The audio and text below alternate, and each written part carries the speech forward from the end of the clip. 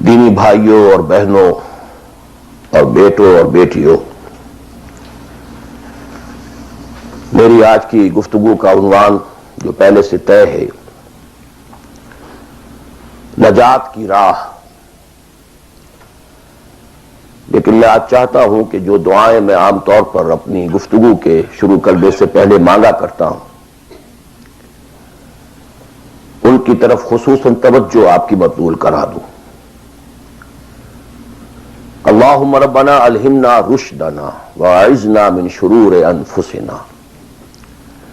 اے اللہ ہمیں ہر اس بات کا الہام کر دے، ہمارے دلوں میں ہر وہ بات ڈال دے جو ہمارے رشد کی، ہدایت کی، فوز کی، کامیابی کی، فلاح کی ہو۔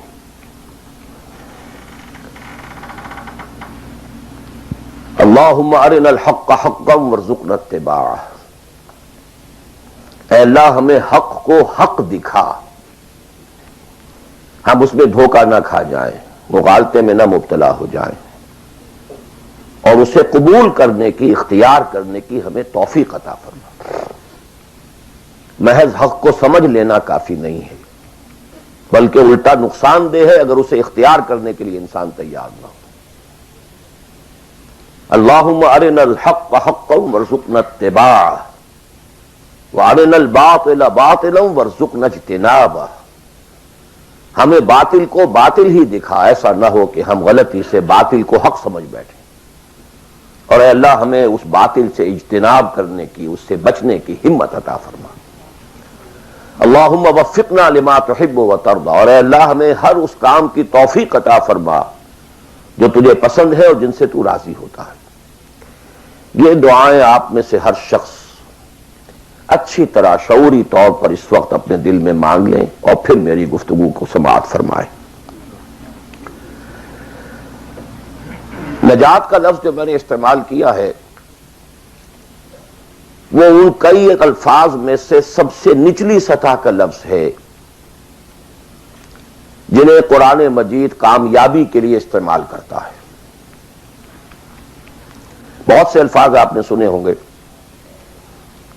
فوز، اولئک ھم الفائزون، وہ کامیاب لوگ ہیں۔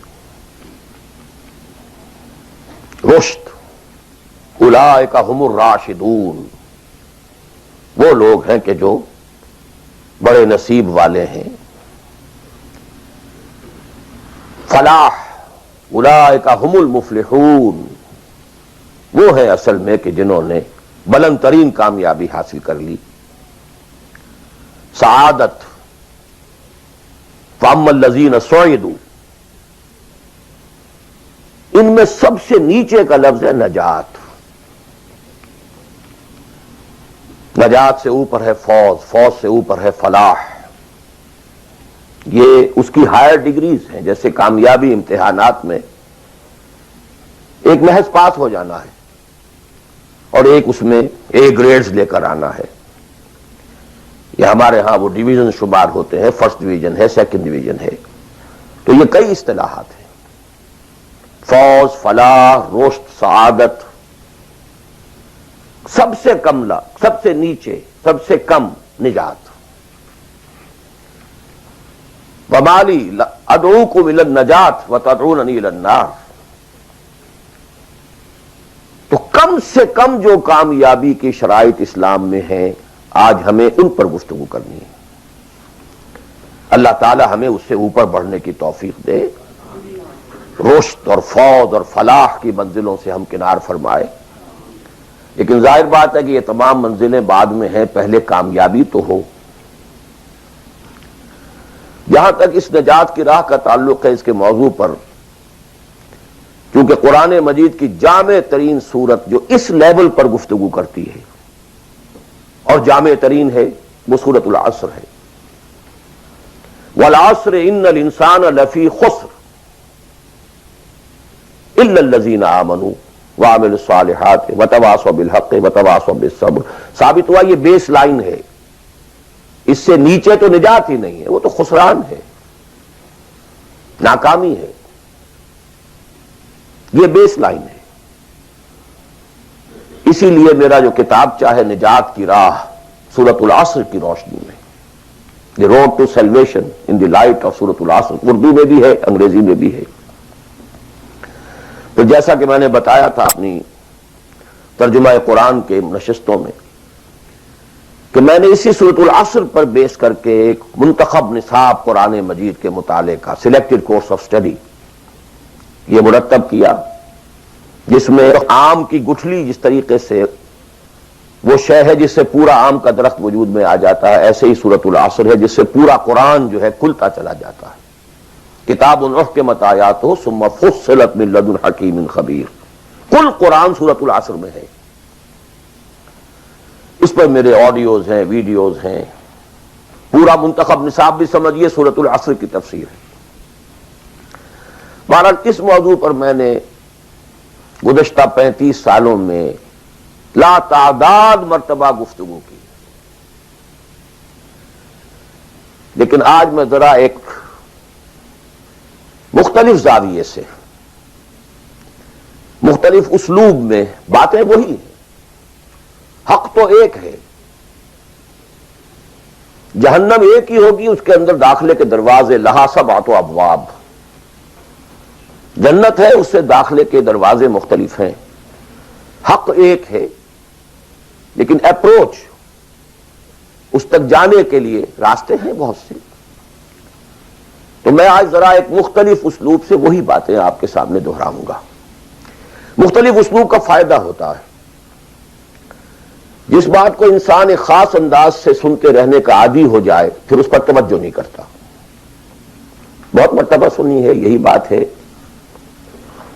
لیکن ذرا سا اسلوب بدل دیجئے تو ذہن جو ہے وہ بیدار ہو جاتے ہیں اور ایک نئی آمادگی پیدا ہو جاتی ہے بات کو سمجھنے کے لیے۔ اسی لیے وہ بڑا پیارا مصرع ہے کہ ایک پھول کا مضمون ہو تو 100 رنگ سے بانو۔ بات تو ایک ہی پھول کو ڈسکرائب کرنا ہے، لیکن اس کو اس طرح سے کروں، اس طرح سے کروں، ایسے کروں، اور اسی کو قرآن مجید نے استعمال کیا۔ یہ اصل اسلوب قرآن کا ہے، کذالک نصرف الآیات، تصریف الآیات، آیات کو گردش دینا۔ ایک آیت میں ایک مضمون پہلے ہے، دوسرا بعد میں ہے، دوسری آیت میں دوسرا مضمون جو ہے وہ پہلے آ گیا ہے اور پہلا جو ہے وہ بعد میں لے آئے۔ یا ایھا الذین آمنوا کونوا قوامین بالقسط شہداء للہ، یہ سورہ نساء میں ہے۔ یا ایھا الذین آمنوا کونوا قوامین للہ شہداء بالقسط، یہ آپ کو سورہ مائدہ میں مل جائے گا۔ لیکون الرسول شہیدا علیکم وتکونوا شہداء علی الناس، یہ سورہ حج میں ہے۔ لتکونوا شہداء علی الناس ویکون الرسول علیکم شہیدا، یہ سورہ بقرہ میں ہے۔ تصریف الآیات، کذالک نصرف الآیات۔ تو میں آج کوشش کر رہا ہوں تصریف آیات کے اس اسلوب کو کسی درجے میں، قرآنی اسلوب ہے، اس کو کاپی کرنا بھی آسان نہیں ہے، کوشش کروں گا اس سے اپنی وہی بات جو آپ میں سے بہت سے حضرات کے سامنے اس سے پہلے بہت مرتبہ آ چکی ہوگی، لیکن نئے اینگل سے۔ وہ اینگل کیا ہے؟ اللہ کا، دین کا ایک ہی تقاضا ہے انسان سے، وہ تقاضا جس کے بارے میں ہم کہہ سکتے ہیں کہ 100 بات کی ایک بات، ایک بات۔ جیسے اردو کا ایک محاورہ ہے، ہاتھی کے پاؤں میں سب کے پاؤں، وہ اتنا چوڑا پاؤں ہے کہ وہ سب پاؤں رکھ دیں تو اس میں آ جائیں۔ اس طریقے سے ایک بدو صحابی آئے تھے حضور سے، انہوں نے ایک سوال کیا تھا کہ مجھے کل دین کی بات ایک جملے میں سمجھا دیجئے۔ آپ نے فرمایا ہاں ٹھیک ہے، آؤ، قل آمنت باللہ ثم استقم، دیٹس آل، اللہ پر کہو کہ میں اللہ پر ایمان لایا، پھر اس پر جم جاؤ۔ اسی طرح آج میں آپ سے دین کا کل تقاضا، اللہ کا کل مطالبہ، اور میرے ذہن میں وہ آیت آ رہی ہے کلا لما یقض ما امرہ، ہم نے ایک ہی تقاضا انسان سے کیا، اس نے اس کو پورا نہیں کیا۔ اور میرے ذہن میں اس وقت ایک سین آ رہا ہے، وہ جو پکچر بنائی گئی تھی حضور کی سیرت پر، the messenger of Allah, the messenger of God perhaps, اس میں دکھایا گیا ہے کہ ابو طالب بستر وفات پر ہیں، آخری وقت ہے، قریش کا وفد آیا ہے الٹیمیٹم لے کر کے، ابو طالب اب ہمارا صبر کا پیمانہ لبریز ہو گیا، یا تو اپنے بھتیجے کو روک لو ورنہ پھر آئیے اوپن، پھر ایک اوپن چیلنج ہے، کھلے میدان میں مقابلہ کیجیے۔ ایک جملہ اس وقت اس پکچر میں ہے جو کہا ابو طالب نے، one word, my nephew demand from you only one word. اس نے تم سے کیا تقاضا کیا ہے؟ تم سے دولت نہیں مانگی، تم سے مال نہیں مانگا، تم سے حکومت نہیں مانگی، کچھ بھی تو نہیں مانگتا، وہ ایک بات مانگتا ہے، ایک کلمہ تک مانگتا ہے۔ ابو جہل نے فوراً ریٹارٹ کیا، دی ون ورڈ ہی demands demolishes all the gods. وہ ایک بات اس کی ایسی ہے کہ جو ہمارے سارے معبودوں کا تیا پانچا کر کے رکھ دیتی ہے، ختم کر دیتی ہے۔ ایک بات، دین تو ایک بات ہے۔ اسی انداز میں میں آپ کو بتا رہا ہوں کہ اللہ کا کل تقاضا، دین کا کل تقاضا ایک لفظ میں ہے، وہ لفظ ہے عبادت۔ تمام انبیاء کی دعوت آپ قرآن مجید میں مختلف مکی صورتوں میں پڑھیں گے، ان اعبدوا اللہ ما لکم من الہ غیرہ، اللہ کی عبادت کرو، تمہارا اس کے سوا کوئی الہ، کوئی معبود نہیں۔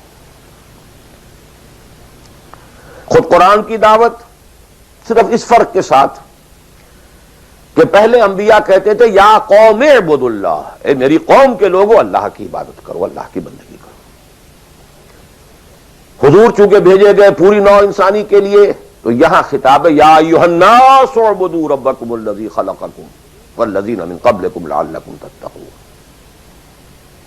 اے لوگو، اے بنی آدم، بندگی کرو، پرستش کرو اپنے رب کی جس نے تمہیں پیدا کیا۔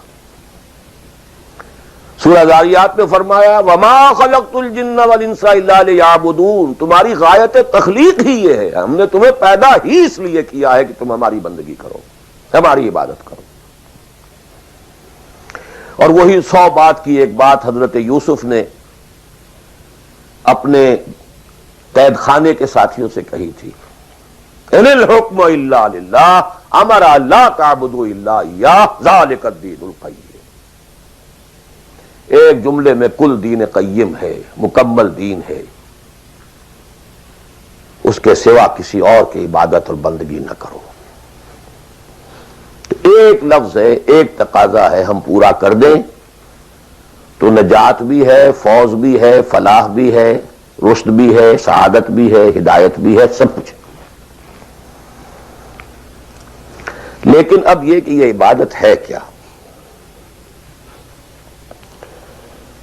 عبادت کے 5 اجزاء، بلکہ اجزاء کا لفظ میں نے غلط شمار کیا، استعمال کیا، 2 تو ہیں لازمی اجزاء، لازمی، اور 3 اس کے ضمنی پہلو ہیں، تو 2 جمع 3 5۔ یہ 5 باتیں اگر یاد نہیں رہتی ہیں تو عبادت کا تصور آپ کا درست نہیں ہوگا۔ آخر کوئی اتنی بڑی بات ہے کہ تمام نبی اسی کی رٹ لگاتے رہے، اسی کی تکرار کرتے رہے؟ کوئی اتنی بڑی بات ہے کہ ابدی فوز و فلاح اور رشد اور سعادت اس کے ساتھ وابستہ ہے؟ کوئی بہت بڑی بات ہے، معمولی بات تو نہیں۔ ابدی جہنم اور ابدی جنت، کتنا فرق ہے، اور وہ اسی ایک لفظ کے ساتھ وابستہ ہے۔ عبادت ہے کیا؟ اس کے 2 جو لازمی اجزاء ہیں، ان میں سے ایک کی مثال ہے جسم۔ یہ میرا جسم 2.5 من وزن ہے اس کا، یہ میرا جسم ہے۔ ایک اس میں روح ہے، بدن وغیرہ نہیں ہے، نہ نظر آتی ہے، لیکن اصل انسان وہ روح ہے۔ اسی طرح عبادت کا جو جسد ظاہری ہے، جو نظر آتا ہے، پیلپیبل ہے، محسوس ہوگا، سامنے آئے گا، وہ ہے اطاعت کلی، total obedience, without any reservation, کوئی استثناء نہ ہو۔ مخلصین لہ الدین، اطاعت کو اس کے لیے خالص کرتے، ٹوٹل اوبیڈینس۔ یہ ہے جسد، 2.5 من جو ہے عبادت وہ یہ ہے، اور اس کی روح کیا ہے؟ اللہ کی محبت۔ یہ اطاعت محبت جذبے سے سرشار ہوگا تب تو عبادت ہے، ورنہ اطاعت ہے صرف۔ اطاعت تو انسان حکمرانوں کی بھی کرنے پہ مجبور ہو جاتا ہے۔ ہم انگریزوں کی اطاعت کرتے تھے، آپ یہاں بہت سے ایسے قوانین کی اطاعت کرتے ہیں جو آپ کو پسند نہیں ہے، مجبوری ہے، آ گئے ہیں، رہ رہے ہیں، کیا کریں۔ لیکن جب آؤٹ آف لو، انٹینس لو، جب کسی کی ٹوٹل اوبیڈینس قبول کی جائے گی تو یہ عبادت ہے۔ یہ 2 ہے اجزاء لازم۔ اس کو بڑی خوبصورتی سے امام ابن تیمیہ اور حافظ ابن قیم انہوں نے بیان کیا ہے۔ العبادت تجمع اصلین، غایت الحب مع غایت الذل والخضوع۔ 2 چیزیں جمع ہوتی ہیں تو عبادت پوری ہوتی، انتہا درجے کی محبت اور انتہا درجے کی عاجزی اور اطاعت اور سرفگندگی کسی کے سامنے۔ یہ دونوں چیزیں اطاعت کے لازمی اجزاء ہیں عبادت کے۔ اور ان دونوں کے بارے میں ایک بات اور نوٹ کیجئے، ان دونوں کے اعتبار سے اللہ اور اس کا رسول بریکٹڈ ہیں، ساتھ جڑے ہوئے، اس لیے کہ اللہ کی اطاعت رسول کی اطاعت کے ذریعے ہے۔ وما ارسلنا من رسول الا لیطاع باذن اللہ ومن یطع الرسول فقد اطاع اللہ۔ وہ ریپرزنٹیٹو ہے، وہ نمائندہ ہے اللہ کا، لہذا اللہ کی اطاعت، اطیعوا اللہ واطیعوا الرسول۔ اطاعت میں یہ دونوں بریکٹڈ ہیں۔ یہی وجہ ہے کہ قانون اسلامی کی مستقل سورسز جو ہیں وہ یہی 2 ہیں، اللہ کی کتاب اور اس کے رسول کی سنت۔ اسی طرح محبت میں بھی دونوں بریکٹڈ ہیں۔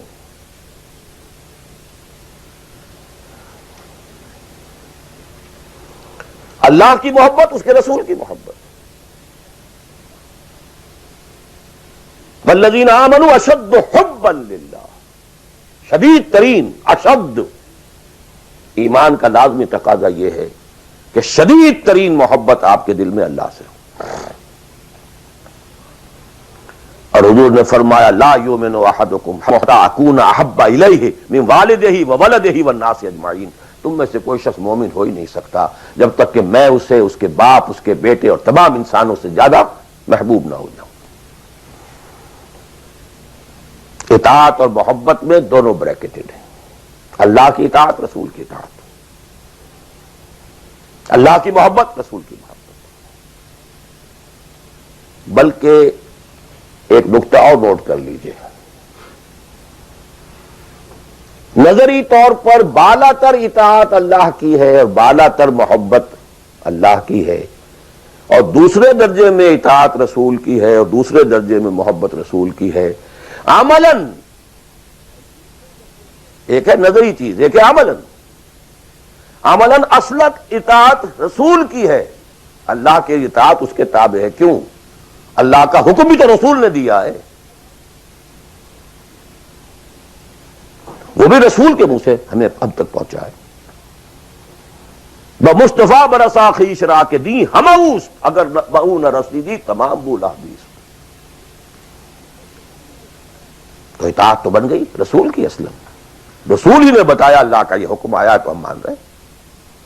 اسی طرح بڑا پیارا مصرع ہے اقبال کا، از خدا محبوب تر گردد نبی، اللہ سے بھی کہیں زیادہ محبوب ہو جاتا ہے اللہ کا نبی۔ اس کی وجہ بھی ہے، اللہ کا ہم کیا تصور کریں، اللہ کی فیلنگز کا ہمیں کیا اندازہ ہو سکتا ہے؟ کوئی فیلنگز ہے کیا ہے؟ رسول کو ہم ایک ہیومن بینگ کی حیثیت سے ویژولائز کر سکتے ہیں۔ رسول کو بھی چوٹ لگی تھی، دل پر چوٹ لگی تھی۔ رسول کے پاس بھی بیٹی آئی تھی، بڑی پیاری بیٹی فاطمہ تو بضعۃ منی. ابا جان اب تو عام لوگوں کے ہاں بڑی فراوانی ہو گئی ہے. ذرا یہ دیکھیے میرے ہاتھوں پر گٹے پڑے ہوئے ہیں چکی پیسنے کی وجہ سے, میرے کندھے کے اوپر نشان پڑ گئے ہیں, مشکیزے میں پانی بھر کر لاتی ہوں. مجھے بھی کوئی کنیز کوئی غلام عنایت ہو جائے. ہم پوری طرح ویژولائز کر سکتے ہیں کیا فیلنگ ہوگی محمد کی اس وقت صلی اللہ علیہ وسلم. تو ہم ویژولائز کر سکتے ہیں نا کہ کیا کلیجہ اللہ نے دیا تھا کہ فرمایا بیٹی نہیں یہ چیزیں ہمارے لیے نہیں, تمہیں میں اس سے بہتر چیز دیتا ہوں. 33 مرتبہ سبحان اللہ, 33 مرتبہ الحمدللہ, 33 مرتبہ اللہ اکبر ہر نماز کے بعد کہہ لیا کرو. یہ کہیں زیادہ بڑی قیمتی شے. ہم محسوس کر سکتے ہیں کہ رسول کے دل پر کیا بیتی تھی جب حضرت حمزہ کی اعضا بریدہ لاش سامنے آئی ہے کہ ناک کٹی ہوئی ہے, کان کٹے ہوئے, پیٹ چاک ہے, کلیجہ باہر نکلا ہوا, اسے چبایا گیا. But what is feelings? اور کیا پہاڑ جیسا دل اللہ نے دیا تھا, کیسے جبر کیا ہے, کیسے صبر کیا ہے. اگرچہ ایک وقت میں آ کر بات ظاہر ہو گئی جب مدینے میں واپس پہنچے ہیں اور انصار کے گھروں سے عورتوں کے بین کرنے کی, ماتم کرنے کی آوازیں آئیں تو الفاظ نکل گئے اما حمزہ تو فلا بواکی لہو, ہائے حمزہ کے لیے تو کوئی رونے والی بھی نہیں ہے. حمزہ مہاجر ہے یہاں, حمزہ کا کون رشتہ دار, کون عورتیں رشتہ دار ہیں اس کی جو اس کا ماتم کریں گی. ہاں مکے میں ہوتا حمزہ, عبد المطلب کا بیٹا, اور یہ حادثہ ہوا ہوتا تو پورے مکے میں کوہرام ہوتا. آخر فیلنگز تھے کہ نہیں. اس لیے از خدا محبوب تر گردد نبی. بہرحال یہ دو چیزیں میں نہیں چاہتا کہ بات زیادہ دور نکلے, کلیئر کٹ ہمیں آگے چلنا ہے. ایک تقاضا 100 بات کی ایک بات, عبادت کرو خالصتاً اللہ کی. عبادت کے 2 اجزاء لازم, اطاعت کلی, absolute obedience, total obedience, without any reservations, without any exceptions, کوئی استثناءات نہ ہو. زندگی کا ہر گوشہ, زندگی کا ہر پہلو, ظاہری ہو, باطنی ہو, داخلی ہو, خارجی ہو, انفرادی ہو, اجتماعی ہو, عائلی ہو, قومی ہو, سیاسی ہو, ہر اعتبار سے اللہ کی اطاعت. اور یہ اطاعت ہو اللہ کی محبت کے جذبے سے سرشار ہو کر, اور ان دونوں چیزوں میں اللہ کے ساتھ نظری طور پر, ثانوی طور پر, عملاً اولاً محبت رسول اور اطاعت رسول شامل ہے. 3 چیزیں ضمنی ہیں, اور یہ ضمنی چیزیں ایکسکلوسیو اللہ کے لیے, خالص اللہ کے, یہ رسول کے لیے نہیں. نمبر 1, تعظیم کے کچھ مظاہر ہیں. سجدہ کرنا, قنوت, تعظیماً کسی کے سامنے کھڑے ہونا, ہاتھ باندھ کر, کندھے جھکا کر, یہ قنوت کہلاتا ہے. کھڑے ہونا تعظیماً, جھکنا تعظیماً, جس میں رکوع بھی ہے سجدہ بھی ہے, مطلقاً حرام کسی کے لیے بھی, یہ صرف اللہ. یہ مینیفیسٹیشنز ہیں اس کی, عبادت کا مظہر ہے. فقوموا للہ قانتین, اللہ کے سامنے کھڑے رہا کرو, سجدہ کرو. یہ اللہ کے سوا کسی کے, ذرا مجھے ایک گلاس پانی لا دیجئے, مجھے ذرا یہ کر دیجئے, معلوم ہے پانی ہے, یہ جائے گا لے آئے گا. لیکن بالغیب مدد, کسی سے مانگنا, استغاثہ کسی سے کرنا, استعانت کسی سے کرنا حرام ہے. عبادت کو 0 سے ضرب دے کر 0 کر دیتا. نمبر 3, اخلاص و احتساب, صرف اللہ, جو نیک کام کرے صرف اس کی خوشنودی کے لیے. یہاں تک کہ حضور کے سامنے ایک صحابی ایسے ہی محاورے میں رواں روی میں کہہ بیٹھے ما شاء اللہ و ما شئتا، جو آپ چاہیں اور اللہ چاہے. فوراً ڈانٹ دیا اجعلتنی للہ ندًا، تم نے مجھے اللہ کا مد مقابل بنا دیا. مشیت صرف اس کی وما تشاءون الا ان یشاء اللہ. کوئی نیک کام سوائے اس کی رضا جوئی کے لیے اگر کسی اور کے لیے کیا گیا، ریا ہے، سمعہ ہے، دکھاوے کے لیے ہے، شہرت کے لیے ہے، دنیا کمانے کے لیے ہے، نیڈل چمکانے کے لیے ہے، اقتدار حاصل کرنے کے لیے ہے، کوئی بھی اور مقصد اگر شامل ہوا، زیرو سے ضرب کھا کر پوری عبادت زیرو ہو جائے گی. احتساب، بدلے کی توقع صرف اللہ سے. یہ لفظ آپ خاص طور پر سنتے رہے ہوں گے ان دنوں بہت. من صام رمضان ایمانا واحتسابا غفر له ما تقدم من ذنبه ومن قام رمضان ایمانا واحتسابا غفر له ما تقدم من ذنبه ومن قام ليلة القدر ایمانا واحتسابا. ایمان کے ساتھ احتساب کیوں آ رہا ہے؟ اس کا اجر و ثواب سوائے اللہ سے اور کسی سے توقع نہ ہو. یہ 5 چیزیں ہیں. جہاں تک اطاعت کا تعلق ہے اس میں ایک ایکسیپشن نوٹ کر لیجئے. کہیں کسی وقت نسیان سے، خطا سے یا جذبات کے طوفان میں آ کر کوئی غلط حرکت کر بیٹھا، لیکن فوراً توبہ کر لے. یہ مستثنیٰ ہے. میں نے 3 الفاظ کہے. خطا، آپ نہیں سمجھتے تھے کہ جو میں کرنے چلا ہوں یہ ڈس اوبیڈینس ہے، آپ کو پتہ ہی نہیں تھا، خطا ہوگی. نسیان، بھول گئے. ایک وقت ایسا ہے کہ آدمی کے اوپر غفلت کا ایک پردہ پڑ جاتا ہے. حضور خود فرماتے انہ لیغان علی قلبی وانی لاستغفر اللہ فی کل یوم 70 مرہ. میرے دل پر بھی کبھی کبھی حجاب سے آ جاتا ہے، میں روزانہ 70 مرتبہ استغفار کرتا ہوں اللہ. تو ہم اپنے حجابات پر حضور کے حجاب کو قیاس نہیں کر سکتے. نسبت خاک ربا عالم پاک، وہ کوئی اور شے ہے، یہ کوئی اور شے ہے، لیکن یہ کہ باہر پردہ تو پڑتا ہے. اس میں بھی غلط حرکت سرزد ہو گئی. یا نمبر 3، جذبات کا کوئی ہیجان تھا جس نے کہ اوور پاور کر دیا، انسان کی قوت ارادی کو معطل کر دیا، کوئی غلط حرکت سرزد ہو گئی. لیکن پھر توبہ فوراً. انما التوبة على الله للذين يعملون السوء بجهالة ثم يتوبون من قريب.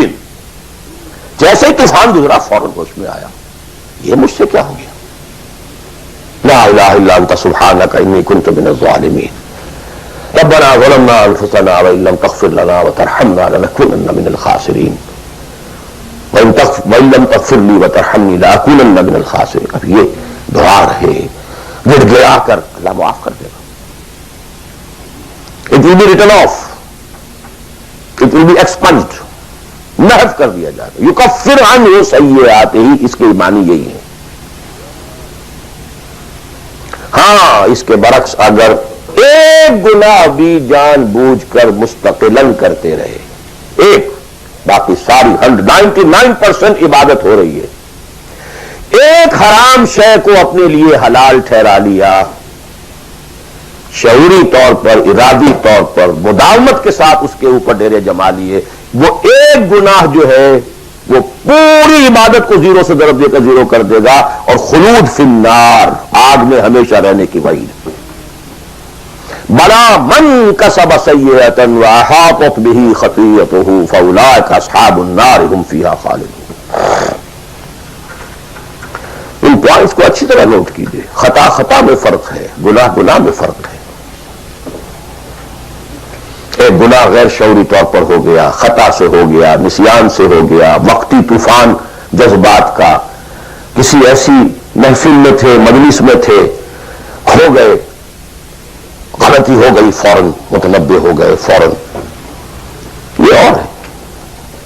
جیسے کہ آدمی، مجھے اچھی طرح یاد ہے ایک مرتبہ، اور میں بھولتا نہیں اس واقعے کو، میں میڈیکل کالج میں پڑھ رہا تھا تو سائیکل پر جا رہا تھا کالج، اور سلپری تھی روڈ. جب سائیکل سلپ کرتی ہے تو پتہ نہیں چلتا میں کب گر گیا. گرا ہوں لیکن مجھے پتا اس وقت چلا جب اٹھ چکا تھا میں کہ میں گرا تھا، کیونکہ آدمی وہ پڑا نہیں رہتا، فوراً اٹھتا. یہ جو ہے فوراً اٹھنا، ثم یتوبون من قریب، یہ بھی بعد میں معلوم ہوتا کہ میں گرا تھا جبکہ اٹھ چکا ہوتا آدمی، اتنا انسٹنٹینیس ہوتا ہے. یہ ہے یتوبون من قریب، اور اس کو اللہ نے اپنے ذمے، انما التوبۃ علی اللہ، اللہ کے ذمے ہے یہ کہ وہ ایسے شخص کی توبہ قبول کرے.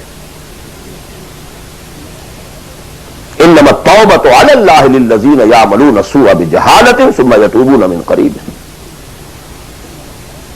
بہرحال یہ ایک اس کی ضمنی بات تھی کہ اطاعت کلی کے ضمن میں ان دونوں چیزوں کو ذہن میں رکھیے. گناہ کا ہو جانا، کل بنی آدم خطاؤون وخیر الخطائین التوابون، التائب من الذنب کمن لا ذنب لہ. بہت اس میں ہمارے لیے پر امید باتیں کہی گئی. اللہ کو اپنے گناہگار بندے کی توبہ سے اتنی ہی خوشی ہوتی ہے جتنی کہ اس شخص کو ہوئی جو ایک صحرا میں سفر کر رہا تھا، ایک ہی اونٹ تھا، اسی پر اس کا پانی تھا، اسی پر اس کا راشن تھا.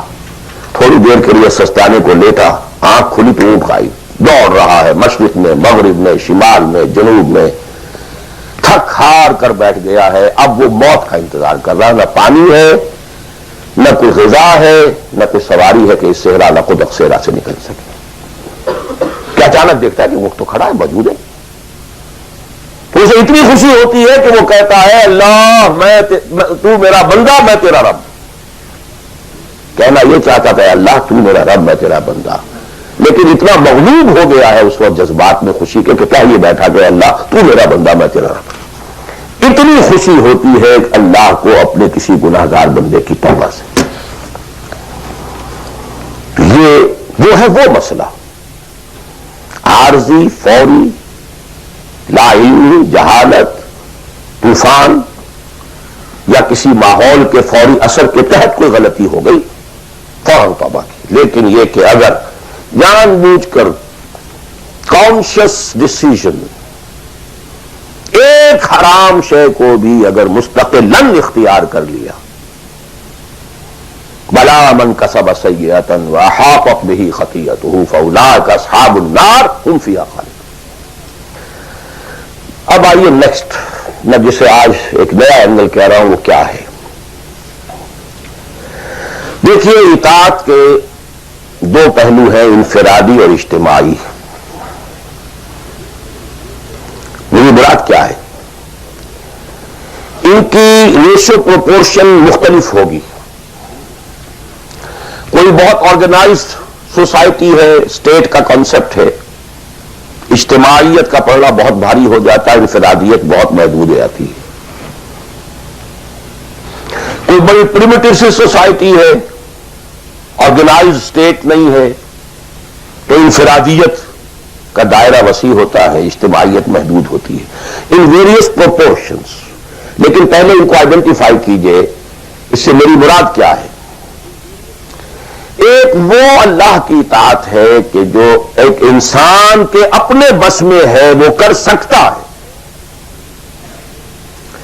چاہے بھوک آ جائے، فاقہ آ جائے، نقصان ہو جائے، جان کا اندیشہ ہو جائے، یہ کر سکتا ہے. ایک وہ اطاعت ہے جو کسی صورت کر ہی نہیں سکتا جب تک کہ اجتماعی ماحول نہ بدلے. کتنا ہی سنسیئر ہو، کتنا ہی نیک ہو، کتنا ہی فیصلہ کر لے، کر ہی نہیں سکتا. وہ اس کے ہاتھ میں ہے ہی نہیں. ایک ریاست ہے، آرگنائز اسٹیٹ ہے، اس کا لا ہے، آپ اس میں رہ رہے ہیں تو وہی قانون چلے گا. آپ کے بس میں نہیں ہے. آپ کا بیٹا فرض کیجئے خدا نہ خواستہ زنا کرے تو آپ سے رجم نہیں کر سکتے، چاہے آپ کا بیٹا ہے. یہ ہے نو پاور، نو اتھارٹی. آپ کا اپنا بیٹا اپنی بیٹی چوری کر لے، آپ ہاتھ بھی کاٹ سکتے ہیں. مجھے یاد آ رہا ہے لو ان فاطمہ بنت محمد سرقت، بالفرض ہی کہہ رہا ہوں نا میں بھی، مفروضے کے طور پر آپ نہیں ہاتھ کاٹ سکتے. ایک معاشرہ ہے جس کے اندر پوری معیشت جو ہے سود کے اوپر ہے. آپ سانس بھی نہیں لے سکتے کہ جو سود سے خالی ہے. امپاسبل. ایک اسٹیٹ ہے, آپ اس کے سٹیزن ہیں, آپ اس کے کانسٹیٹیوشن کے لائل ہیں, فیتھفل ہیں. تو جیسا کہ میں نے کہا تھا, آرگنائز سوسائٹی اسٹیٹ میں یہ دائرہ بہت بڑھ جاتا ہے.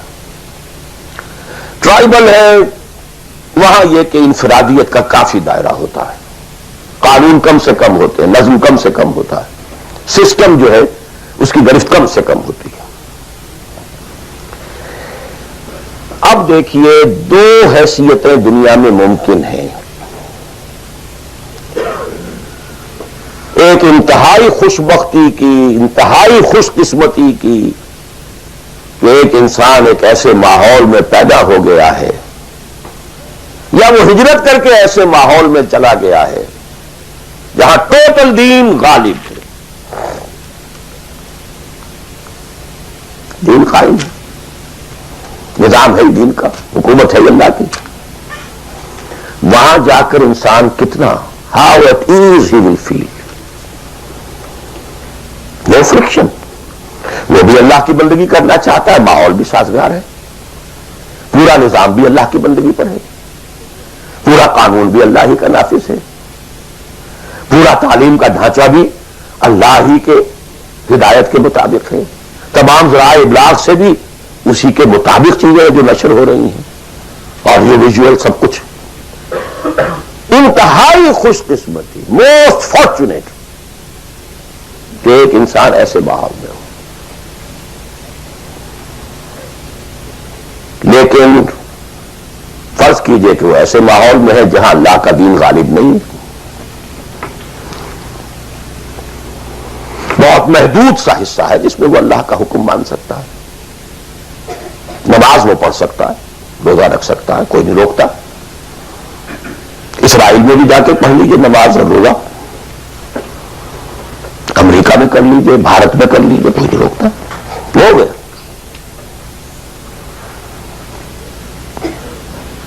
لیکن باقی ویرنگ ڈگریز میں ہوگا یہ کہ زندگی کا 75%, 80%, 50%, 60% وہ باطل کے قبضے میں ہے. تو وہ بھی تو 50%, 60% کافر ہے. is a part and parcel of that environment, of that system. قرآن کے تینوں فتوے اس پر بھی تو لگ رہے ہیں. من لم يحكم بما انزل الله فاولئك هم الكافرون ومن لم يحكم بما انزل الله فاولئك هم الفاسقون ومن لم يحكم بما انزل الله فاولئك هم الظالمون. وہی ظالم ہے, اور ظالم سے مراد مشرک. ان الشرک لظلم عظیم, وہی کافر ہیں. بتوں سے تجھ کو امید ہے, خدا سے نہ امیدی. مجھے بتا تو صحیح اور کافری کیا ہے. وہ کہتے کسے, وہی تو فاسق ہے, ناہنجار ہے, باغی ہے. ویرنگ ڈگریز کے اندر جتنا بھی اس نظام کی گرفت ہے, اس درجے میں ہر وہ شخص کافر اور ظالم اور مشرک ہے جو اس ماحول میں رہ رہا ہے. ان دونوں حالتوں میں دین کے تقاضے بالکل ایک دوسرے کے برعکس ہو جاتے ہیں. اب یہ پوائنٹ ہے جو میں چاہتا ہوں آج, I want to hammer it.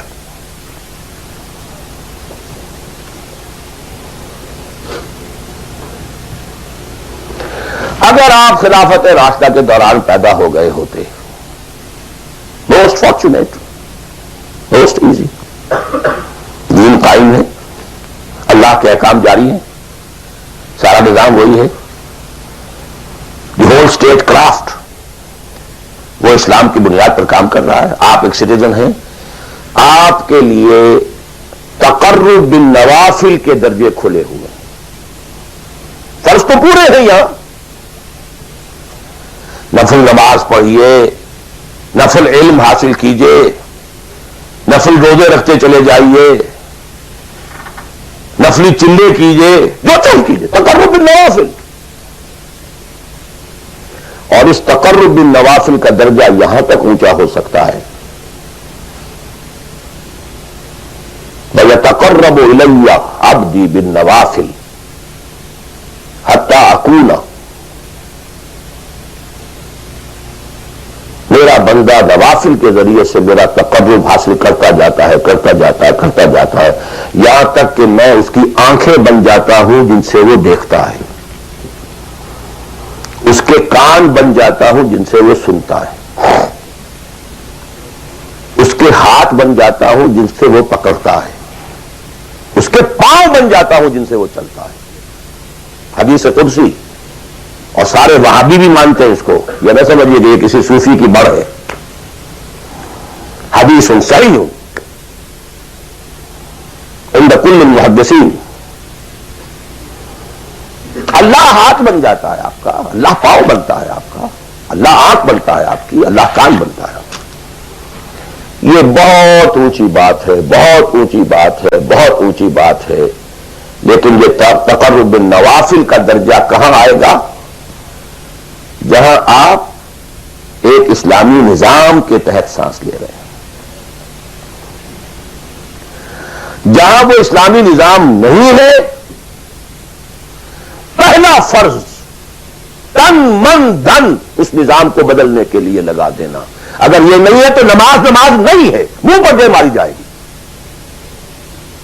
میں جو کچھ کہہ رہا ہوں علی وجہ البصیرت کہہ رہا ہوں, میری پوری زندگی کے مطالعے کا نچوڑ ہے. نماز منہ پر دے ماری جائے گی, روزے منہ پر دے مارے جائیں گے. You reconcile yourself to that system. یہ میری بغاوت کے اوپر مبنی تھا.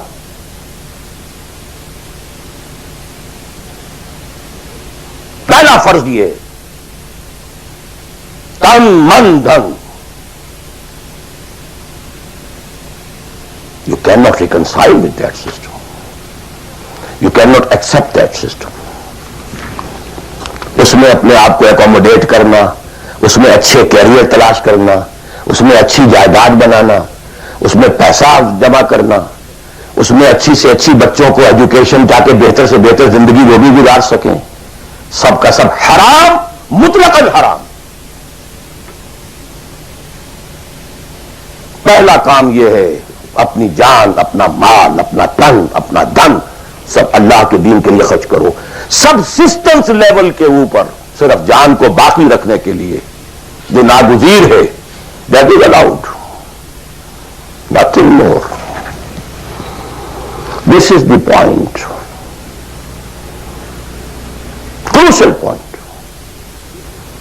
اب ہمارے سامنے حدیثیں ہوتی ہیں, وہ سارے فضائل کی کتابیں ہیں اور یہ ہیں جن کا تعلق اس ماحول سے تھا جبکہ دین قائم ہو چکا تھا. اس کانٹیکسٹ میں باتیں ہو رہی ہیں, نفل کی بات ہو رہی ہے اور قیام اللیل کی بات ہو رہی ہے اور جو ہے ختم قرآن کی بات ہو رہی ہے, اور اگر فجر کے بعد بیٹھے رہے مصلے پر اور 2 رکعت پڑھ کر اٹھے جبکہ سورج نکل چکا ہے تو اب یہ اتنا اونچا سوال, یہ ساری باتیں. All these things become absolutely irrelevant. The deciding factor is دین غالب ہے, ٹھیک ہے, چلو نوافل کی طرف, قرات کی طرف چلو, جتنا آگے سے آگے. یتقرب الی العبد بالنوافل. ورنہ تقرب بالفرائض پہلے فرض کرنے ہوں گے, اور فرضوں میں پہلا فرض جہاد ہے. Now please note this word. جہاد اصل میں اس جد و جہد کا جامع عنوان ہے, your struggle against that system. لہذا انما المؤمنون الذين آمنوا بالله ورسوله ثم لم يرتابوا وجاهدوا باموالهم وانفسهم في سبيل الله. Integral part of the definition of a mu'min. اگر زندگی اس سے خالی ہے یا اتنی ہے, بس جتنی ہو جائے نفل کے درجے میں, اصل وقت اصل دھارا بہ رہا ہے دنیا کی طرف, دنیا کے حصول کے لیے. جتنا پھیل سکیں, جتنا پھل سکیں, جتنا پھول سکیں, جتنی جڑیں گہری جما سکیں, جتنا کچھ اولاد کے لیے چھوڑ کر بڑھ سکیں, جتنا اولاد کو زیادہ سے زیادہ دنیا کی سہولتیں دینے حاصل کرنے کے قابل بنا کر جا سکیں, ساری تو توانائیاں اور ساری قوتیں اور ساری صلاحیتیں اور سارے اوقات تو کپے ہوئے اس میں. اچھا آپ کو تھوڑا سا دین کا کام بھی، آخر دھوکہ تو اپنے آپ کو دینا ہی ہے نا.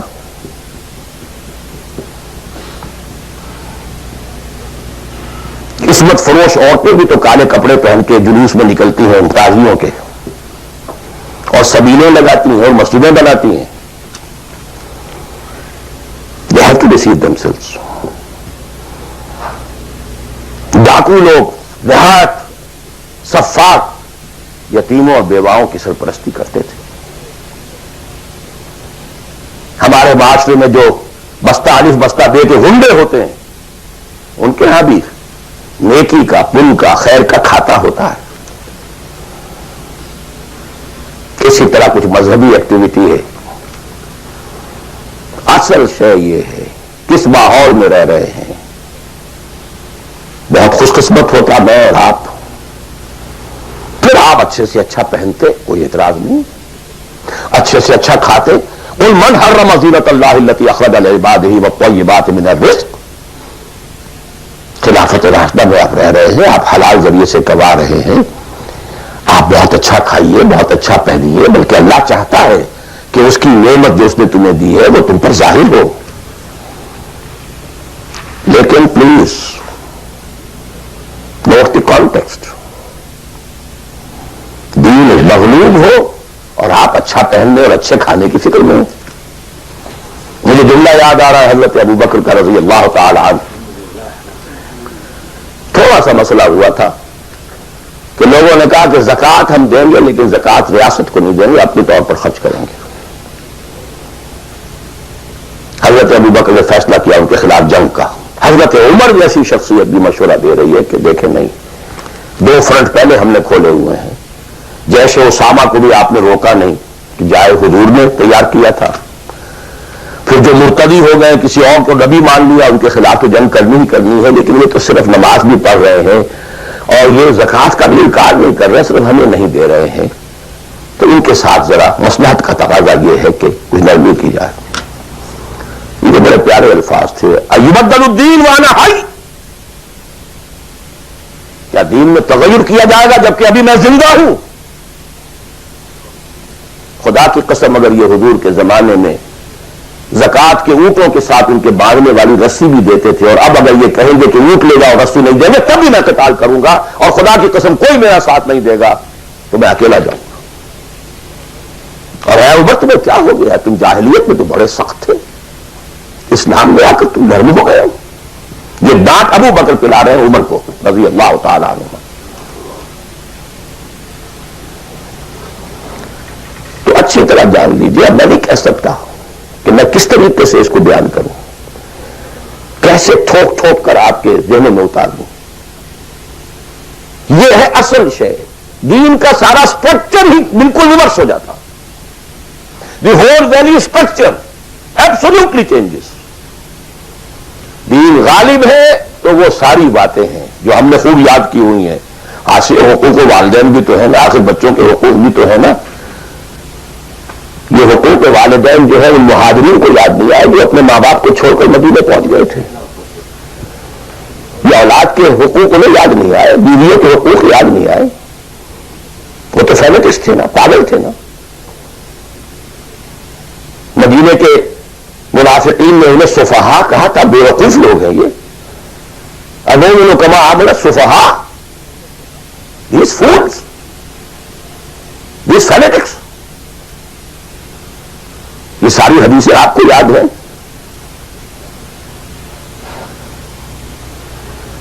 فرق ہے.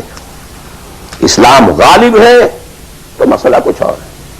اچھا کھائیں، اچھا پہنیں، نوافل ہے، نوافل پر نوافل ہے. جتنی ترقی کیجیے دنیا میں کرنا چاہیں دنیا میں کیجیے، روحانی ترقی کرنا چاہیں روحانی ترقی کیجیے.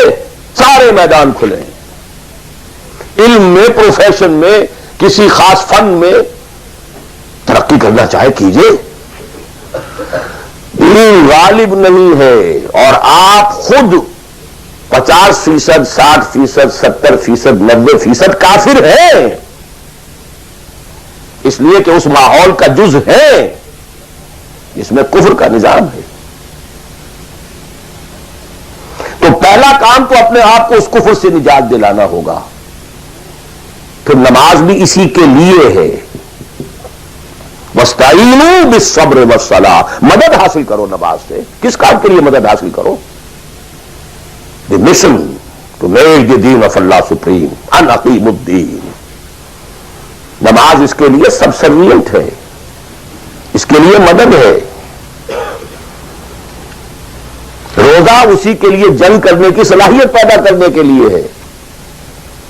اس لیے 23ویں رکوع میں سورہ بقرہ کے روزے اور رمضان کے احکام میں 24ویں رکوع میں قتال شروع ہو گیا. قاتلوا فی سبیل اللہ الذین یقاتلونکم. اور عرب جو ہے وہ روزہ رکھواتے ہی صرف گھوڑوں کو تھے، خود تو رکھتے ہی نہیں تھے، کیونکہ گھوڑے کو استعمال کرتے تھے لوٹ مار میں، غارت گری میں، جنگوں میں. اور گھوڑا ہے نرم نازک مزاج جانور، پیاس برداشت نہیں کر سکتا، بھوک برداشت نہیں کر سکتا. اونٹ تو کر جاتا، چاہیے تھا انہیں گھوڑا. لہٰذا گھوڑے کو عادی بناتے تھے دھوپ کا، پیاس کا، بھوک کا، تاکہ ایسا نہ ہو کہ اہل مارکے کا وقت اور گھوڑے صاحب جواب دیے بیٹھے ہوں تو سوار کیا کرے گا. تو ساما یسومو عربی زبان میں گھوڑے کے لیے تھا، انسانوں کے لیے تھا ہی نہیں. یہ تو مدینے میں آنے کے بعد پھر حضور نے یہودیوں کو دیکھا کہ روزہ رکھتے ہیں تو آپ نے بھی مسلمانوں سے کہا عاشورہ کا روزہ ہے وغیرہ وغیرہ. چھوڑ دیجیے، اس بات کو لمبی ہو جائے گی. یہ ساری چیزیں اصل میں ہے اس مقصد کے لیے.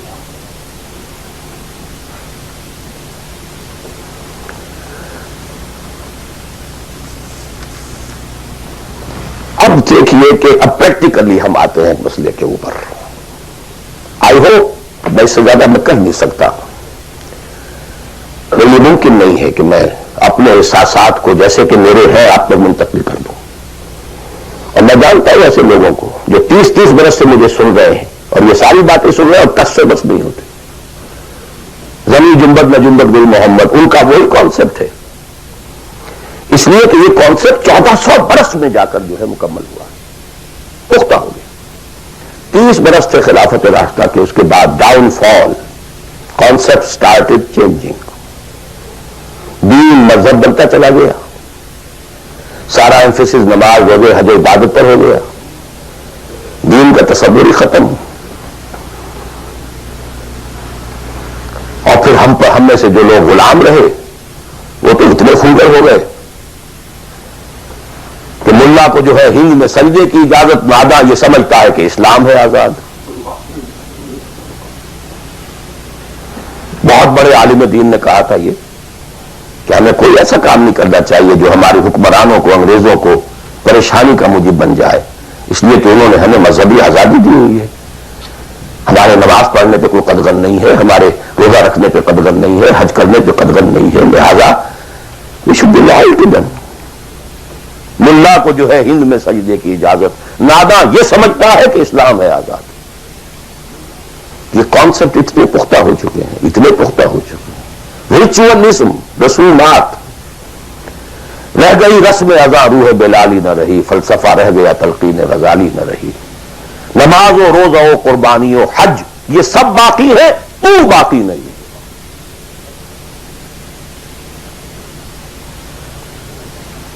نمازیں بھی ہیں، روزے بھی ہیں، تراویح بھی ہم نے پڑھی. اب موسم آ رہا، عید الاضحیٰ بھی ہوگی، قربانی بھی ہوگی، حج کے لیے بھی جائیں گے. لیکن دنیا پر کوئی اثر اس کا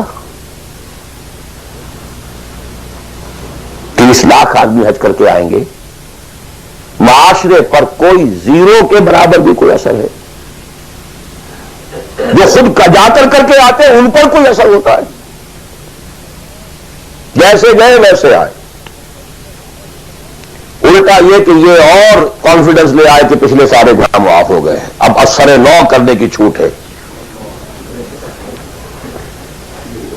اسی وجہ سے اپنی اور میں اپنا 35 سال کا تجربہ آپ کو بتا رہا ہوں. اصل ڈسائسو پوائنٹ ہے، اس کو سمجھ لیں اگر تو آپ کا پورا تصور بدل جائے گا، ویلیو اسٹرکچر بدل جائے گا. لیکن نہیں تو پھر جو بھی ہے وہ ہے. اب میں ایک عملی سوال کہہ رہا تھا کہ اس میں بڑا عملی سوال ہے، میں کیا کروں؟ میں ایک ایسے ماحول میں رہ رہا ہوں جس میں اللہ کا دین غالب نہیں ہے. میں نماز پڑھ رہا ہوں، روزہ رکھ رہا ہوں، میں شراب نہیں پیتا، میں سور نہیں کھاتا،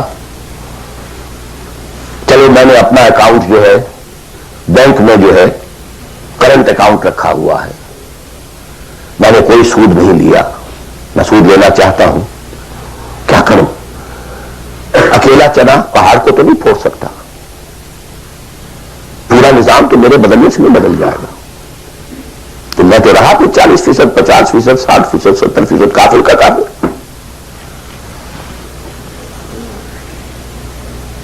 تو اصلی نہیں آؤٹ،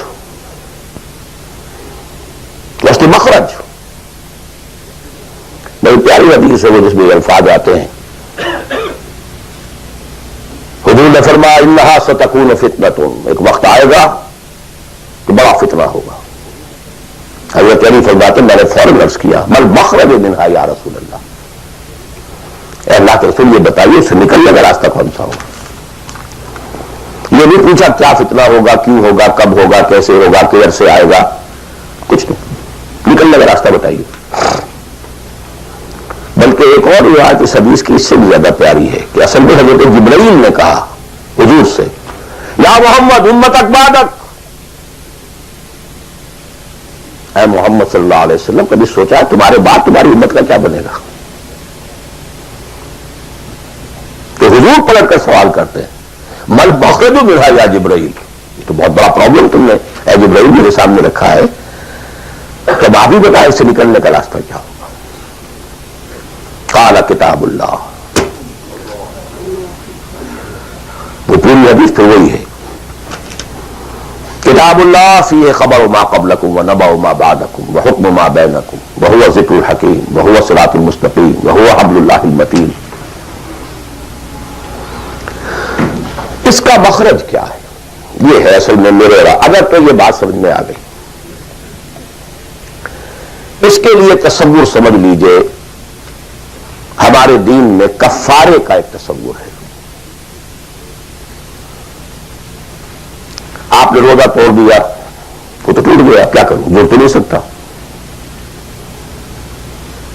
کب اشکوں سے جوڑ سکتا ہے، جو ٹوٹ گیا سو ٹوٹ گیا۔ موتی ہو کہ شیشہ جام کے بل، جو ٹوٹ گیا سو ٹوٹ گیا۔ تم لاکھ ٹکڑے چن چن کر دامن میں چھپائے بیٹھے ہو، شیشوں کا مسیحا کوئی نہیں، کیا آس لگائے بیٹھے، وہ تو ٹوٹ گیا، لیکن اس کا کفارہ دے دیا گیا۔ کفارہ ہے، قسم کھائی تھی، یہ نہیں ہے کہ اب توڑ نہیں سکتے، غلط کھا بیٹھے، توڑو کفارہ۔ آج میں اس لفظ کفارہ کے حوالے سے آپ کے سامنے وہ بات رکھ رہا ہوں۔ مجھے اللہ نے پیدا کر دیا اس دور میں، کسی کو ہندوستان میں پیدا کیا، کسی کو انگلستان میں کیا ہے، کسی کو امریکہ میں کیا ہے، کسی کو پاکستان میں کیا ہے، کچھ کو پاکستان پہنچا دیا ہے، چاہے زبردستی چاہے اپنی مرضی سے، کسی کو یہاں پہنچا دیا ہے چاہے کسی بھی نیت اور کسی بھی ارادے سے، لیکن اب ہے کہیں ہے، کیا کریں؟ کوئی کفارہ ہونا چاہیے، کوئی مخرج ہونا چاہیے، بس یہی کفارہ ہے۔ پھر نوٹ کر لیجئے اس ماحول سے سوائے سبسسٹنس لیول کے اور کچھ حاصل مت کرو، اور اس سبسسٹنس لیول پر بھی جو کچھ تم نے کھایا پیا ہے اور سانس لیا ہے، جو انرجی کریٹ ہوئی ہے، اس کا میکسیمم اس جہاد میں صرف کر دو کہ اس نظام کو بدلو۔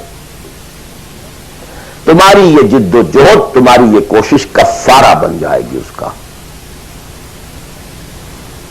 معذرۃ الی ربکم، معذرت پیش کر سکو گے اللہ کے۔ اے اللہ میں نے اس نظام کے ساتھ ریکنسائل نہیں کیا، اے اللہ میں نے اپنی توانائیوں اور اپنی محنتوں سے نہ اپنے لیے کوئی جاگیر بنائی، نہ اپنے لیے جائیداد بنائی، اے اللہ میں کوئی دولت چھوڑ کر نہیں مرا، اے اللہ میں نے اپنے بچوں کو بھی اسی کام کے لیے لگا دیا تھا، میں نے ان کی دنیا سے بڑھ کر ان کی عاقبت کی فکر کی ہے، نہیں کر سکا، آگے کچھ نہیں ہو سکا تو میں بے بس ہوں۔ حضرت نوح بھی تو بے بس تھے، کیا کر گئے؟ لیکن اگر کسی بھی درجے میں ریکنسیلیشن ہے، کمپیٹیبلٹی ہے، اس کو آپ نے ایکسپٹ کر لیا ہے، اس میں پھلنے پھولنے اور پھیلنے کا بندوبست کر رہے ہیں، یا doomed. Everything will be multiplied by a big zero and will become a zero۔ یہ ہے جو میں سمجھا۔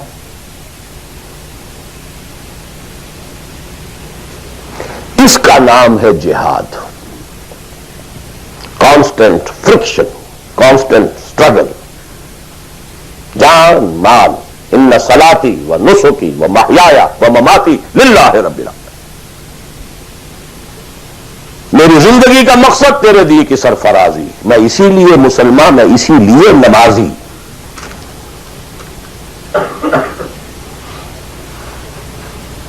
اب وہ آیت آئی، محبت میں اللہ اور اس کے رسول کی محبت کے ساتھ تیسری محبت جوڑ دی گئی، جہاد کی محبت. اللہ کی محبت، اس کے رسول کی محبت، اس کے راہ میں جہاد کی محبت، یہ تین محبتیں جتنی بھی ہیں تمہارے اندر ایک پٹڑے میں ڈال لو اور 8 محبتیں دوسرے پٹڑے میں ڈال لو. باپ کی محبت، بیٹے کی محبت، بھائی کی محبت، بیوی کی محبت، اور کی محبت، اور رشتہ داروں کی محبت، جائیداد کی محبت، کاروبار کی محبت، مال کی محبت. 8 3 قل ان کان آباؤکم وابناؤکم واخوانکم وازواجکم وعشیرتکم واموال اقترفتموها وتجارۃ تخشون کسادها ومساکن ترضونها. 8 محبتیں ادھر. احب الیکم من اللہ ورسولہ وجہاد فی سبیلہ. اگر یہ 8 محبتیں زیادہ بھاری ہیں تمہارے دل میں اللہ کی محبت سے، اس کے رسول کی محبت سے، اس کی راہ میں جہاد کی محبت سے، فتربصوا، جاؤ دفع ہو جاؤ حتی یاتی اللہ بامرہ، یہاں تک کہ اللہ اپنا فیصلہ سنا دے. واللہ لا یہدی القوم الفاسقین، اللہ ایسے ناہنجاروں کو بالکل ہدایت نہیں دیتا. You deserve no guidance. کہتے رہیے اللہم اہدنا فیمن ہدیت، پڑھتے جائیے.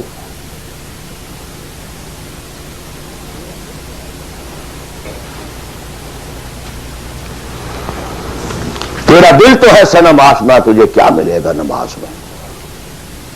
جو میں سر بسندہ ہوا کبھی تو زمین سے آنے لگی صدا. تیرا دل تو ہے صنم آشنا، تجھے کیا ملے گا نماز میں؟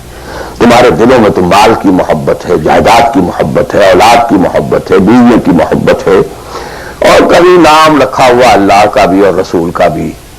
وہ چھٹانک ہے تو یہ سیر ہے.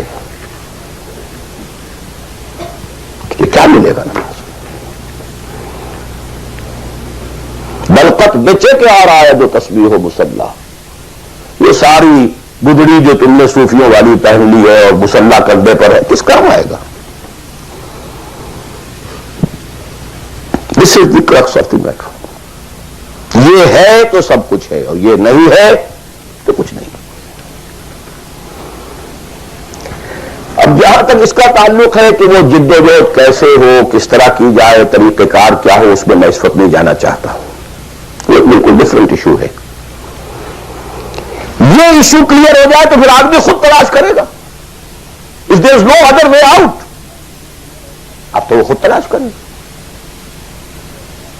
پیٹ کھانے کو مانگتا ہے تو کہیں کوئی رسی چلاتا ہے، کہیں کوئی ٹوائلٹ صاف کرتا ہے، کہیں کچھ اور کرتا ہے، کہیں برف کے شاول اٹھا کے پھینک رہا ہے 10 گھنٹے.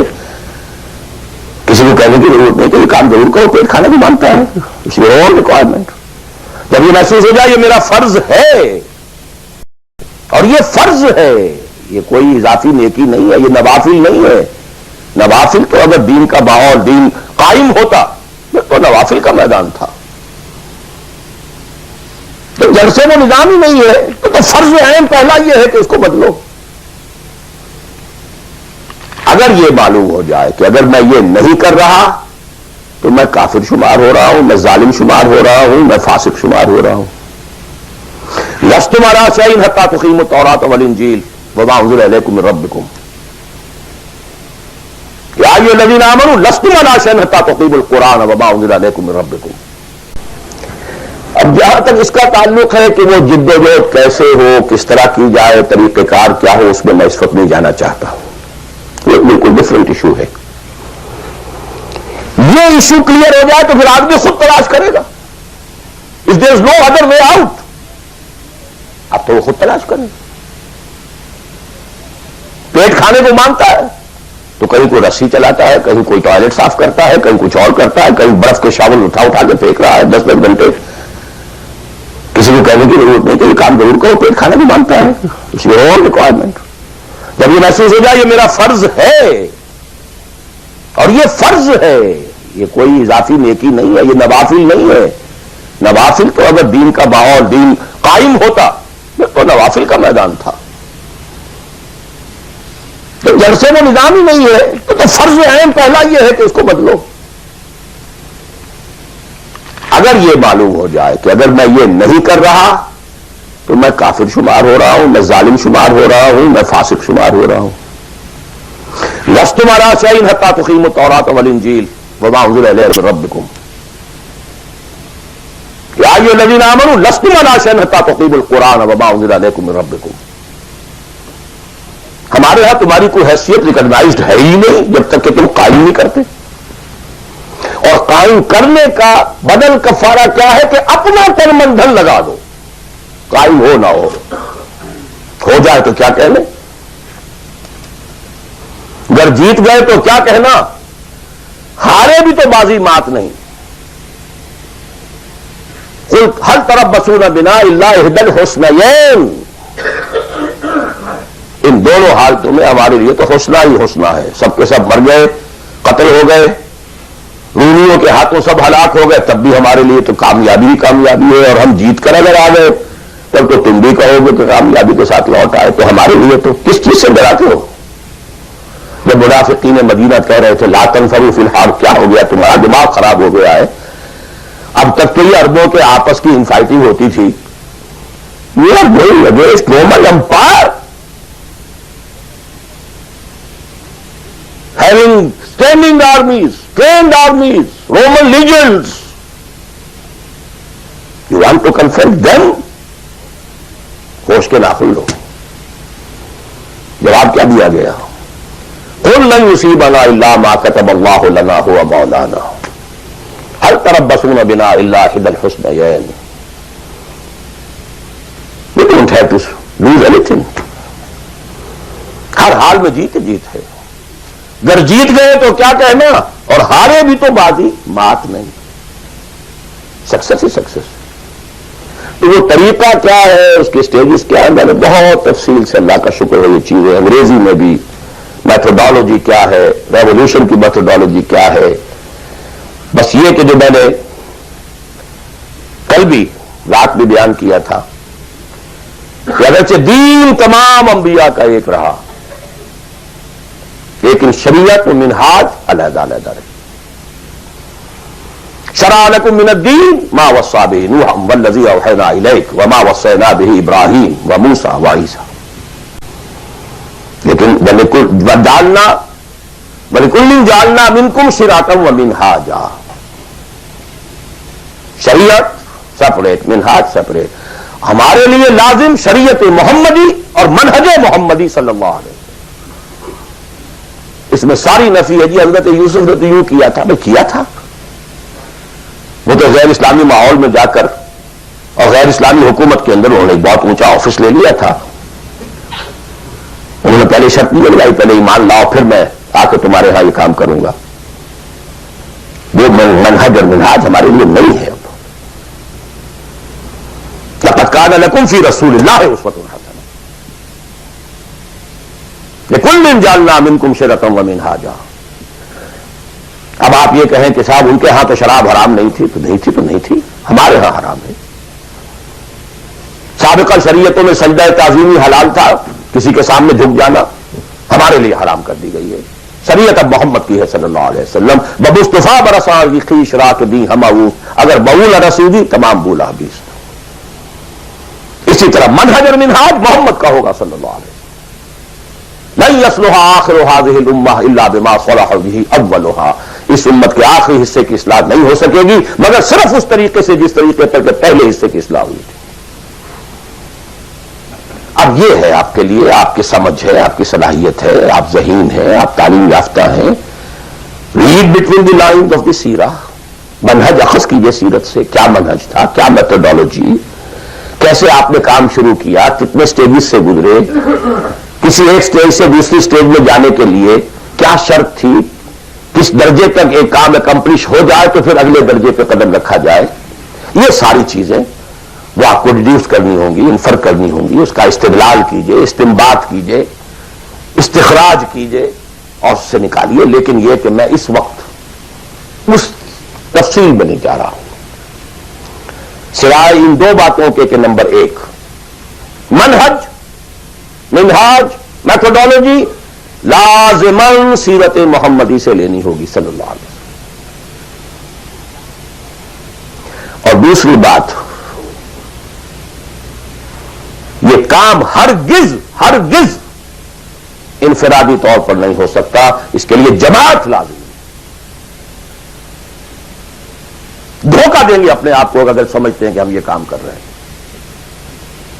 ہاں ایک آدمی ہے جماعت بنانے کی دھن میں لگا ہوا ہے، ابھی لوگ اس کے ساتھ نہیں آئے، وہ جماعت کے حکم میں ہے. کان ابراہیم امتن قانتن، کل آ جائیں گے، پرسوں آ جائیں گے، کوئی وقت آئے گا کہ گئے دن کے تنہا تھا میں انجمن میں، یہاں اب میرے راستہ اور بھی ہیں. آخر حضور کو بھی پہلے دن تو 4 ہی ملے تھے، خدیجہ الکبریٰ رضی اللہ تعالی عنہ، ابو بکر صدیق رضی اللہ تعالی عنہ، علی رضی اللہ تعالی عنہ، زید بن حارثہ رضی اللہ تعالی عنہ، 4 ہی تو ملے تھے نا. اور 10 برس میں جا کے بھی بمشکل 125 ملے تھے. ایسا نہیں تھا کہ ٹھٹ کے ٹھٹ لگ گئے ہوں اور ہزاروں اور لاکھوں آ گئے. In the 10th year after the beginning of Wahi, not more than 125, maximum 150 people were around him.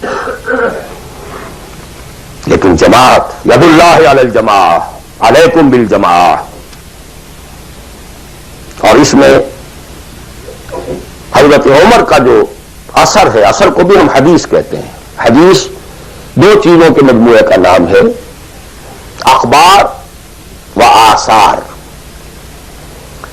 رسول کا کوئی قول، کوئی فعل، کوئی تقریر، کسی چیز کو آپ نے دیکھا برقرار رکھا، یہ خبر کہلاتی ہے.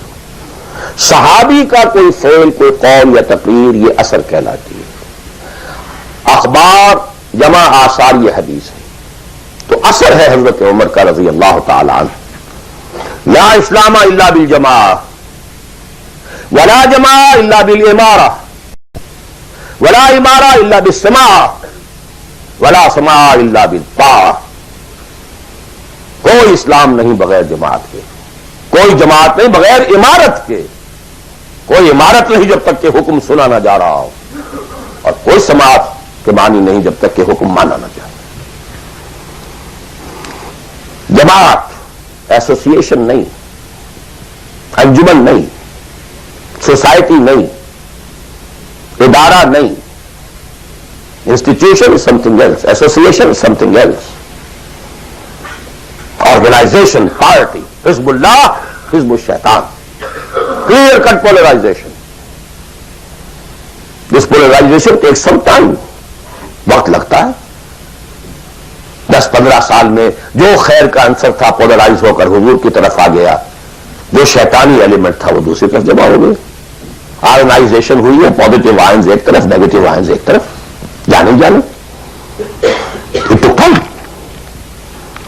لیکن یہ کہ اب آئیڈینٹیفائی ہو گئے، اولئک حزب الشیطان، اولئک حزب اللہ. دس از دی پارٹی آف شیطان، دس از دی پارٹی آف اللہ. اور تیسری بات یہ اس جماعت کے ضمن میں، جماعت جو ہے جس میں کہ سمع و طاعت ہو، وہ جماعت ہے. Listen and obey. اس سے کمتر جماعت نہیں ہے.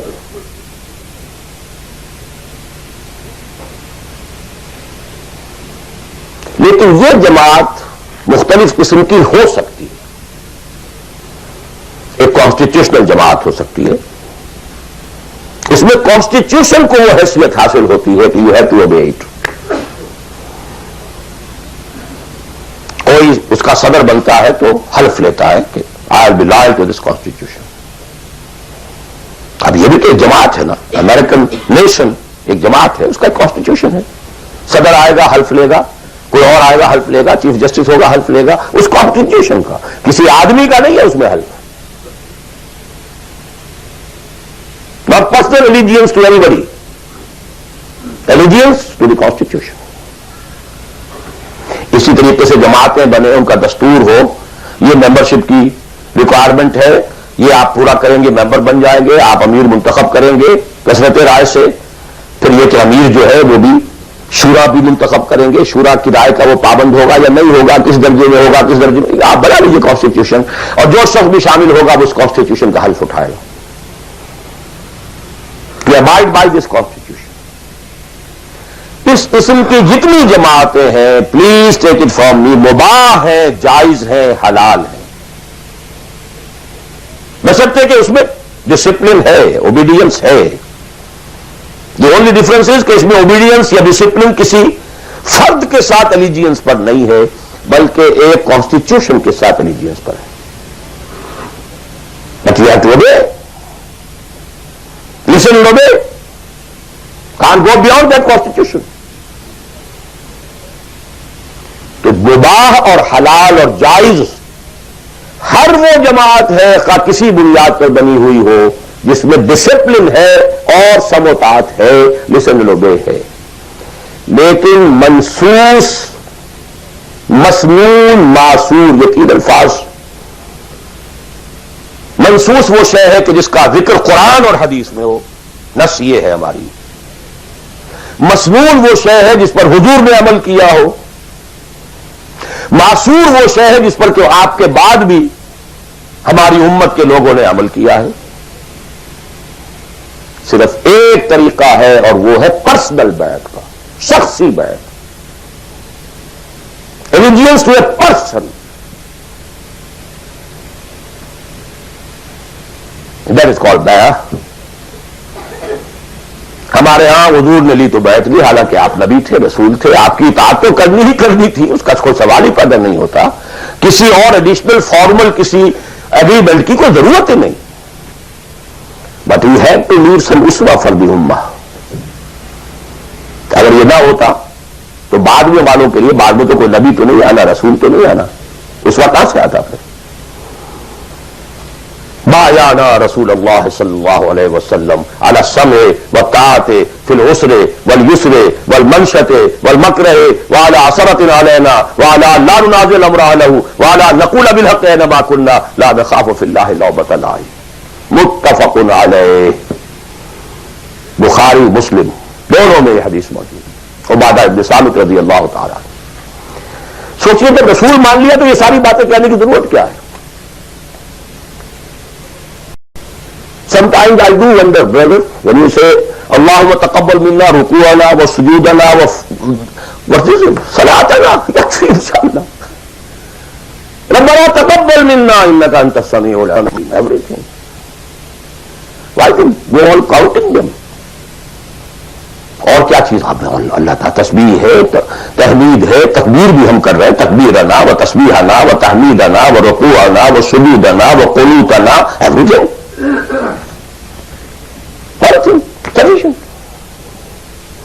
ربنا تقبل منا انك انت السميع العليم واذ يرفع ابراهيم القواعد من البيت واسماعيل ربنا تقبل منا انك انت السميع العليم. So actually,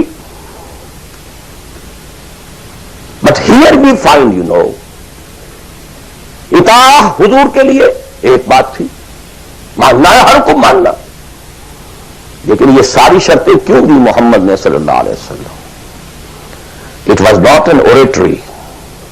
یہ کوئی خطابت نہیں تھی، لفاظی نہیں تھی. یہ در حقیقت اس جماعت کے لیے ناگزیر شرائط ہے. سموتات فی العسر والیسر، سننا اور ماننا چاہے مشکل ہو چاہے آسانی ہو. والمنشط والمکرہ، چاہے طبیعت آمادہ ہو اور چاہے طبیعت پر جبر کرنا پڑے. کوئی معاملہ تھا، فیصلہ ہوا ہے جو آپ کی رائے کے خلاف ہوا ہے، لیکن فیصلہ ہے، امیر کا حکم ہے. اب آپ کو اپنی طبیعت پر جبر کرنا پڑے گا اسے ماننے کے لیے، ماننا ہوگا. اور اگر فیصلہ آپ کی رائے کے مطابق ہوا ہے تو آپ بڑے شرائع صدر کے ساتھ اس پر عمل کریں. وَعَلَىٰ عَثَرَةٍ عَلَيَّ، چاہے آپ دوسروں کو مجھ پر ترجیح دے دیں، that is the main thing. جماعتوں کا بیڑا غرق تو ہوتا ہے اس چیز سے. آپ نے اس کو کیوں بنا دیا؟ میں پرانا آدمی، میں سینئر آدمی، آپ نے زید ابن حارثہ کو بنا دیا؟ یہ تو آزاد شدہ غلام ہے، بڑے بڑے جلیل القدر جو ہے قریش کے سردار اس کے تحت جائیں گے، حضور کا چچا زاد بھائی ساتھ ہے، زید شہید ہوئے ہیں، جعفر طیار رضی اللہ تعالی عنہ ابن ابی طالب ہی واز انڈر ہم، تو آخری لشکر میں آپ نے اسامہ کو بنا دیا، اور ستم بالا ہے ستم، ینگ مین، اس کی کمان میں آپ دے رہے ہیں کبار صحابہ کو؟ نو، it's your prerogative to whomsoever you give the office, it's your prerogative, we are not going to question it. کبھی نہیں آپ پر اعتراض کریں گے، آج اعلیٰ اثرت علینا، آپ جس کو چاہیں ہم پر ترجیح دیں، اعلیٰ لا ننازع الامر له، جس کو آپ ذمہ دار امیر بنا دیں گے اس سے جھگڑیں گے نہیں، کوآپریٹ کریں گے، وَعَلَىٰ أَن نَّقُولَ بِالْحَقِّ أَيْنَمَا كُنَّا لَا نَخَافُ فِي اللَّهِ لَوْمَةَ لَائِمٍ، البتہ جہاں بھی ہوں گے حق بات کہیں گے، جو اپنی رائے ہے وہ ضرور دیں گے، زبان اپنی بند نہیں کریں گے کہ خام خواہ کوئی مذاق اڑے گا میں نے یہ بات کہہ دی، نہیں، I won't with hold my opinion, وہ میں بیان کروں۔ کمپلیٹ کانسٹیٹیوشن آف حزب اللہ، ایک حدیث میں۔ بہرحال اب آخری بات کی طرف میں آ رہا ہوں، ذرا پھر گن لیجئے کہاں سے ہم چلے تھے۔ 100 بات کی ایک بات، ہاتھی کے پاؤں میں سب کے پاؤں، ایک لفظ عبادت پورا کر دو، نجات بھی ہے، فوج بھی ہے، فلاح بھی ہے، سب کچھ۔ ان میں تو یہی ہے کہ آپ کامیاب ہو گئے تو جتنا آپ گڑ ڈالیں گے اتنا میٹھا ہوتا جائے گا، جتنا اور ایگزرٹ کریں گے اس میں نمبر زیادہ آتے جائیں گے، پھر رشت بھی ہوگا، سعادت بھی ہوگی، فوج بھی ہوگی، فلاح بھی ہوگی، بٹ منیمم نجات۔ عبادت کے 2 اجزاء لازم، جسم کے مانند ویزیبل جز، ٹوٹل اوبیڈینس، روح کے مانند اس کی اصل اسپرٹ، اللہ کی محبت۔ اوبیڈینس اور محبت میں اللہ اور رسول دونوں یکجا، نظری طور پر اللہ اول رسول ثانی، عملاً رسول اول اللہ ثانی۔ اوبیڈینس میں غلطی ہو جائے وقتی طور پر، غیر شعوری طور پر، بھول میں، چوک میں، جذبات کے طوفان میں، وقتی طور پر ماحول سے اثر انداز ہو کر، ٹھیک ہے، فوراً توبہ کر لو، اللہ معاف کر دے گا۔ ایک گناہ بھی اگر مستقلاً جان بوجھ کر اپنی زندگی کے اندر داخل کر لیا تو یہ بگ زیرو ہے، سارا بقیہ زیرو سے ضرب کھا کر زیرو ہو جاتا۔ 3 چیزیں ایکسکلوسیو اللہ کے لیے ہیں، دعا صرف اللہ سے، تعظیم کے لیے جو مظاہر ہیں، قنوت ہو، رکوع ہو، سجود ہو، صرف اللہ کے، اخلاص اور احتساب، مقصد ہو آپ کا اللہ کی رضا اور جزا بھی صرف اسی سے، یہ ایکسکلوسیو اللہ کے لیے تھی۔ اس کے بعد ہم نے کہا کہ انفرادی اور اجتماعی یہ مختلف دائرے ہوتے ہیں۔ انفرادی آدمی کر سکتا ہے، چاہے دقت آتی ہے کر سکتا ہو، چاہے بھوک آ جائے، فاقہ آ جائے، جان پر بن جائے، کر سکتا ہو، یہ ایک دائرہ ہے۔ نہیں کر رہا تو ناہنجار ہے۔ اور ایک حصہ وہ ہے جو کر ہی نہیں سکتا جب تک کہ نظام نہ بدلے، اور اس میں ویریئنگ پروپورشنز رہیں گی۔ اب میں تھوڑا سا آپ کو ان ویریئنگ پروپورشنز کا اور ایک مختلف نسبت و تناسب کا ایک نقشہ دکھانا چاہتا ہوں۔ بعض ممالک ایسے ہیں اس روئے ارضی پر، دیکھیے، ایک ہے کسی اور اعتبار سے کسی ملک کا اچھا ہونا، برا ہونا، کہیں بادشاہت کا نظام ہے، کہیں ڈکٹیٹرشپ ہے، کہیں کچھ اور ہے، کہیں کچھ اور ہے، کہیں جو ہے بہت کرپشن ہے، کہیں رشوت زیادہ ہے، کہیں کوئی کچھ اور ہے، کچھ ان چیزوں کو چھوڑ دی۔ اس وقت میں خالی شریعت کی بات کر رہا ہوں، حلال اور حرام کی بات کر رہا ہوں۔ کچھ ممالک ایسے ہیں جہاں شریعت پر عمل کرنے کا دائرہ کافی وسیع ہے، نماز، روزہ، حج، زکوٰۃ بھی آپ کر سکتے ہیں، آپ کا پرسنل لا بھی پورا آپ کے مطابق ہے، شادی بیاہ نکاح طلاق ٹوٹلی آپ کے اپنے ہاتھ میں ہے. لا آف انہیریٹنس بھی آپ کا چل سکتا ہے. کسی درجے میں حدود اور جو ہے سزائیں حدود و تعزیرات بھی نافذ ہیں. اگرچہ پورا نظام تو نہیں ہے اللہ کا، ٹوٹل تو نہیں ہے. سودی نظام ہے، معیشت یہ ہے، فلاں ہے، بادشاہت ہے، یہ ہے، وہ ہے، سب کچھ ہے، ظلم ہے. لیکن یہ چیزیں انفرادی اعتبار سے دائرہ وہاں کافی وسیع ہے. اس کی مثالیں ہیں سعودی عرب، ایران آف ٹوڈے، اور مجھے زیادہ حالات معلوم نہیں ہے لیکن مجھے توقع ہے کہ سوڈان آف ٹوڈے، اور میرے خیال میں اس کے علاوہ کوئی نہیں. اس کے بعد ایک اور دائرہ آتا ہے اور وہ میرے نزدیک اس میں ٹاپ پر پاکستان ہے. نماز روزہ حج زکات کیجیے، پرسنل لا وہ بھی آپ ویسے کہنے کو وہاں ہے قانون، لیکن یہ کہ بالفعل ایک آدمی چاہے تو اسلامی قانون پر عمل کر سکتا ہے. انہیریٹنس آپ اپنے حساب سے کر سکتے ہیں. دستور میں طے ہے حاکمیت اللہ کی. گویا کہ نظری اعتبار سے وہ ملک جو ہے وہ اللہ کی حاکمیت پر مبنی ہے. قرارداد مقاصد دستور کا جز بن چکی ہے. لیکن پھر نوٹ کیجئے، رشوت ہے، یہ ہے، وہ ہے، ظلم ہے، ناانصافی ہے، یہ سب اپنی جگہ. میں اس میں شریعت کی بات کر رہا ہوں. ایک آدمی خود وہاں رہتے ہوئے چاہے بھوک آئے، تکلیف آئے، مصیبت آئے، اس کو ہر وقت جو ہے غصہ آتا رہے، یہ کیوں ٹیلی فون کا بل جو مجھے زیادہ آ گیا، یہ کیا ہو گیا، میری جو ہے میری تو کنفرم سیٹ تھی، یہ کیا کر رہے ہیں یہاں پر کہ مجھے بتا رہے ہیں کہ سیٹ نہیں ہے، وغیرہ وغیرہ سب کچھ. لیکن آپ شریعت پر عمل کر سکتے ہیں، تکلیف اٹھا کر، مصیبت جھیل کر، پیٹ کاٹ کر، فاقہ کر کے، جو بھی ہے.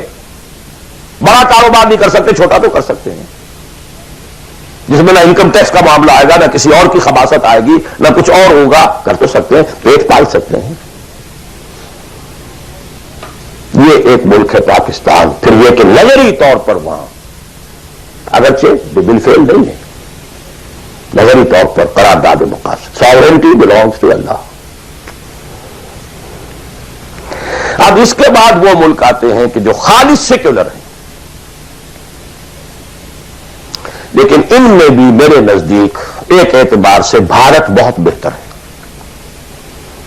مثلا یہ کہ دو حصوں، دو ملکوں کو ذہن میں رکھ لیجئے، ایک امریکہ یا امریکہ کی طرح انگلستان اور فلانستان اور ایک بھارت. سیکولر ہے لیکن کم سے کم آج کی تاریخ تک مسلمانوں نے، بھارت نے اپنا پرسنل لا محفوظ رکھا. I salute them. In the face of maximum hardships. کٹر ہندو تلا ہوا ہے کہ یہ کامن سول کوڈ ہونا چاہیے. It's very logical. ان کی بات بڑی منطقی ہے. جب قوم آپ کہتے ہیں ایک ہے، آپ سارے جو ہے سیاسی حقوق وہی لینا چاہتے ہیں کہ جو ہندوؤں کو حاصل ہیں، تو اگر قوم ایک ہے تو سیکولرزم کا تقاضا تو یہ ہے کہ کامن سول کوڈ ہونا چاہیے. Why this separate family laws? وہاں کوئی عورت برقع لے سکتی ہے، بلکہ میں سمجھتا ہوں کہ جتنی عورتیں برقعے میں ہندوستان میں آج نظر آ جائے گی، پوری دنیا میں کسی اور ملک میں نظر نہیں آئے گی. Go and see Hyderabad Deccan. I seen it. Pakistan میں تو برقعے کا نام و نشان بڑا. ڈھونڈ اب اس کو چراغے رخ زیبا لے کر کون؟ وہ تو فرسودگی کی علامت تھی، غربت کی علامت تھی. بھارت اس میں سب سے اونچا ہے. نماز پڑھیے، روزے رکھیے، مسجدیں بنائیے، ہے کچھ وہ فرکشن ہے، مشکل ہے. جینا وہی مشکل ہوتا ہے، مشکل جہاں آسان ہوتی ہے. بہرحال اس کے بعد لیسٹ جو ہے اس اعتبار سے وہ ممالک ہے جن کا سر خیل امریکہ بہادر، امریکہ شریف ہے. نماز روزہ کر لو, ناٹ ایون دی پرسنل لا. قرآن مجید میں پڑھ لیا کرو نکاح اور طلاق کے قوانین, دیٹس آل, نتھنگ ڈوئنگ. ثواب لے لیا کرو. تراویح میں سن لیا کرو انہیریٹنس کے لاز.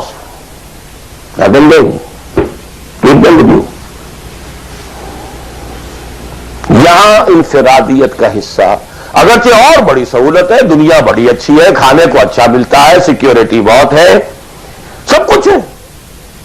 سوال یہ کہ آپ کی پرائرٹی نمبر 1 کیا ہے؟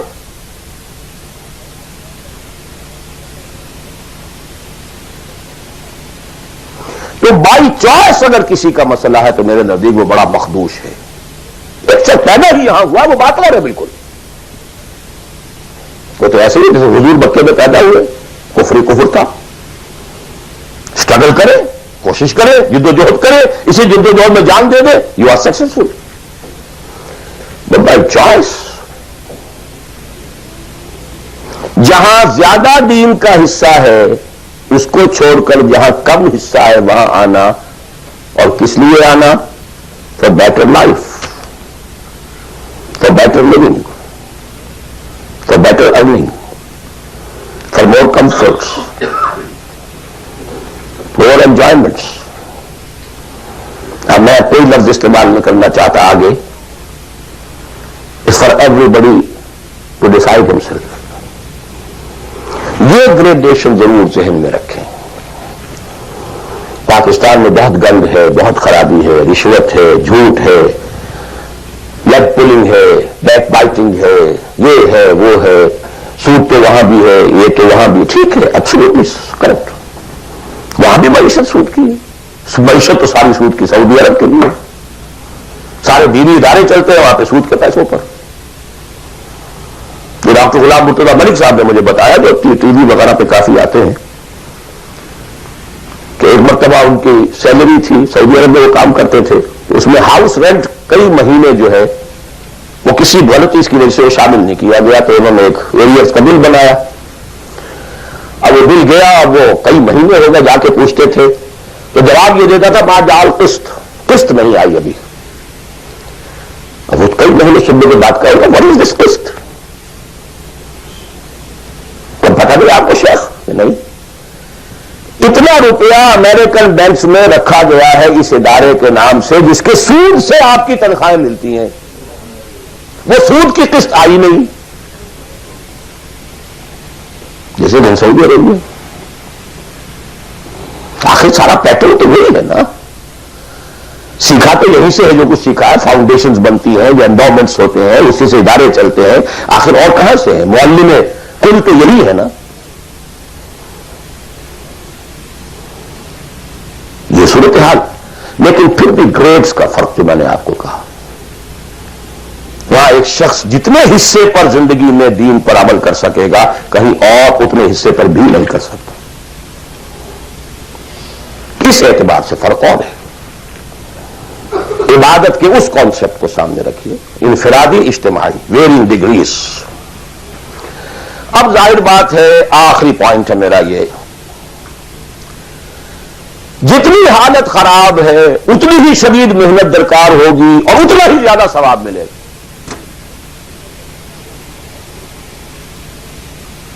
جہاں جتنی آسانی ہے اتنی ہی محنت کم ہے, اتنا ہی ثواب کم ہے. یہ آج رات کو جب ہم سورہ حدید پڑھیں گے تو اس میں بات آ جائے گی. لا يستوي منكم من انفق من قبل الفتح وقاتل اولئك اعظم درجة من الذين انفقوا من بعد وقاتلوا وكلا وعد الله الحسنى. لہذا حالات کی نامساعدگی, حالات خراب ہیں, یہ پرابلمز ہیں, یہ تو آپ کے لیے موقع کو زیادہ بڑھا رہے ہیں. You can earn more. Only you have to make a decision. What is your priority number 1? ان صلاتی و نسکی و محیای و مماتی للہ رب العالمین. دی منیمم سبسسٹنس لیول کے لیے جو ضروری ہے وہ ٹھیک ہے, ریسٹ فار اللہ, فار اس دین. قل ان کان آباؤکم و ابناؤکم و اخوانکم و ازواجکم وعشيرتكم وأموال اقترفتموها وتجارة تخشون كسادها ومساكن ترضونها أحب إليكم من الله ورسوله وجهاد في سبيله فتربصوا حتى يأتي الله بأمره والله لا يهدي القوم الفاسقين۔ میں اللہ سے دعا کرتا ہوں کہ آپ اس کے لیے فرم فیصلہ کریں، اور اس کے لیے ظاہر بات ہے انفرادی حصے پر عمل انفرادی ہوگا، اجتماعی پر جماعت کے بغیر ممکن نہیں۔ کفارہ ادا کرنے کے لیے جماعت ہوگی، جماعت جو سم و طاعت کے ساتھ ہو، چاہے یہ سم و طاعت کسی دستور کا ہے اور چاہے یہ سم و طاعت کسی شخص کا ہے۔ دستور کے ساتھ سم و طاعت مباح ہے، جائز ہے، حلال ہے، لیکن ایک شخص کے ساتھ سم و طاعت منصوص ہے، مسنون ہے، معصور ہے، اور ان دونوں کے درمیان جو فرق و تفاوت ہے اس کو بیان کرنے کی ضرورت نہیں۔ آخر میں دوبارہ یاد دلا رہا ہوں وہ دعا، اللہم ارنا الحق حقا وارزقنا اتباعہ وارنا الباطل باطلا وارزقنا اجتنابہ، اللہم وفقنا لما تحب وترضى، اللہم وفقنا نہجر کل ما تکرہہ، اللہم وفقنا نجاہد فی سبیلک جہد استطاعتنا، اللہم وفقنا نجاہد فی سبیلک باموالنا وانفسنا، اللہم وفقنا نبذل اموالنا ننفق اموالنا ونبذل انفسنا فی سبیلک، اللہم لا تزغ قلوبنا بعد اذ ہدیتنا وہب لنا من لدنک رحمہ انک انت الوہاب۔ اے اللہ ہمارے دلوں میں اگر اس وقت خیر کا کوئی رجحان پیدا ہوا ہے، کوئی عزم پیدا ہوا ہے، کوئی ارادہ پیدا ہوا ہے، تو اے اللہ اس ارادے کو تقویت دے، اس کو آگے بڑھا، اس پر عمل کرنے کی توفیق عطا فرما۔ اقول قولی ھذا واستغفر اللہ لی ولکم ولسائر المسلمین والمسلمات۔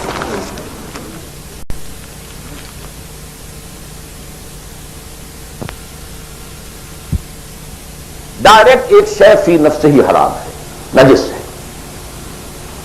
ایک شخص کھا تو رہا ہے بکری کا گوشت، بکری بھی اس نے خود خریدی، خود ذبح کیا، صحیح تکبیر پڑھی، سب کچھ کیا، لیکن وہ بکری خریدی تھی اس نے کسی کی جیب کاٹ کے، تو کیا کھا رہا ہے؟ حرام۔ بکری کا گوشت ہے، حرام۔ اس کو آپ آرگومنٹ کو بلڈ کیجئے۔ میں نے جو کچھ آج کہا ہے، باطل کے غلبے کے تحت زندگی گزارنا حرام ہے، الا یہ کہ آپ کی پوری توانائی اس کو بدلنے کے لیے صرف ہو رہی ہے۔ باقی تو اب ڈگریز کا فرق ہے، کوئی 50% حرام ہے، کوئی 60% ہے، کوئی 30% ہے، کوئی 100% ہے۔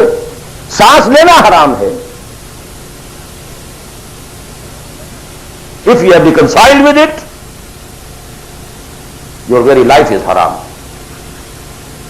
باقی سب ڈگریز کا معاملہ ہو جائے گا۔ آپ کوئی شخص بینک کی سروس کر رہا ہے، کوئی شخص بینک سے اوور ڈرافٹ لے کے بزنس چلا رہا ہے، کوئی ایک ایسی فرم کے اندر اکاؤنٹنٹ کی حیثیت سے کام کر رہا ہے کہ جس میں بینک کا اوور ڈرافٹ بھی ہے، سب کچھ ہے، وہ انٹریز بھی پاس کر رہا ہے، لکھ بھی رہا ہے، کوئی شخص بیچارہ مزدور ہے، اس کارخانے میں کام کر رہا ہے کہ جو چل ہی رہا ہے وہ ڈرافٹ کے اوپر، بینک کے اوپر۔ اب یہ آپ سمجھیے کہ ایک گریڈیشن تو ہوتی چلی جائے گی۔ کوئی کچھ بھی نہیں کر رہا، سانس لے رہا ہے، تو حضور نے فرمایا کہ ایک زمانہ آئے گا کہ انسان سود سے جو بچ بھی جائے گا، سود کے دخان اور بخار سے نہیں بچ سکے گا۔ ہی ہیز ٹو انہیل، سانس تو لینا ہے اسے، اور سانس کے ساتھ اس کا سود جائے گا۔ گندم کے ہر دانے کے اندر سود ہوگا تو کیا کرے گا؟ وہ ہے نظام کا معاملہ، اور آج دنیا میں ہم اس جگہ پہنچ گئے ہیں۔ نظام کی گرفت اتنی اسٹرانگ ہو گئی ہے، انڈیویجول کی حیثیت بالکل نہ ہونے کے برابر رہ گئی، بہت کنٹریکٹ ہو گیا ہے، بہت محدود ہو گیا ہے انفرادی آزادی کا دائرہ، نظام۔ جی اور کوئی بات؟ جی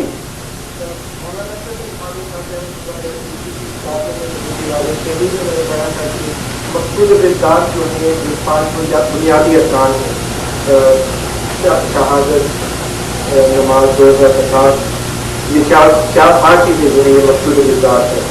آپ کی باتوں سے کچھ اندازہ ہوا مجھے کہ مقصود بزداد نہیں ہے بلکہ مقصود بزداد کچھ اور ہے جو آپ نے بھی بیان کیا، تو ذرا اس فرق کی کچھ وضاحت کر رہا میں اس مولانا اشرف علی تھانوی صاحب کی شخصیت سے جو حسن ظن رکھتا ہوں اس کی بنا پر میرا یہ گمان ہے کہ شاید آپ نے سمجھنے میں غلطی کی ہو، تو میں ان کی بات کی تردید نہیں کر رہا، جو بات آپ کہہ رہے ہیں اس کی تردید کر رہا ہوں۔ یہ تو اس حدیث صریح کے منافی ہے کہ جو سب سے زیادہ عام ہے اور ہر مسلمان کو یاد ہے، بنی الاسلام علی خمس، 5 چیزوں پر اسلام قائم ہے۔ تو مقصود بالذات کیا ہے؟ اسلام یا نماز، روزہ، حج و زکات؟ اسلام۔ There are pillars and pillars are there to support the roof. The roof is Islam، عبادت۔ ادخلوا فی السلم کافہ، اعبدوا اللہ۔ اسلام، عبادت، اطاعت، یہ سب کے سب جو ہیں در حقیقت اس کے پلرز ہیں، ارکان اسلام ہیں۔ رکن کہتے ہیں ستون کو، ستونوں پر عبارت کھڑی ہے۔ بنی الاسلام علی خمس، these are the supports۔ بدقسمتی یہ ہے کہ جب دین کی بجائے ہمارا ذہن مذہب کا ہو گیا، اس کے بعد سے ساری توجہ ان سپورٹس پر ہے، ارکان پر ہے، اور چھت کی جگہ چھوٹی سی ایک جو سیلنگ لگا رکھی ہے ہم نے، بس شراب حرام ہے، سور حرام ہے، سود نہیں چلتے ہو، جانے دوست، وہ جو کراچی میں وہ بس والے کہتے ہیں جانے دوست، باقی سب ٹھیک ہے، بس یہ کہ سود نہیں، یہ سور نہیں کھانا، سود کھاؤ، دال اور رے کا فرق ہے سر۔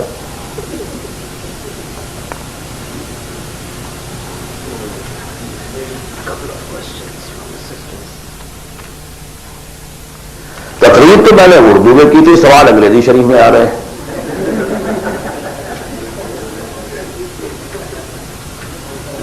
اب یہ وہی گوشت کے احکام شروع ہو گئے ہیں۔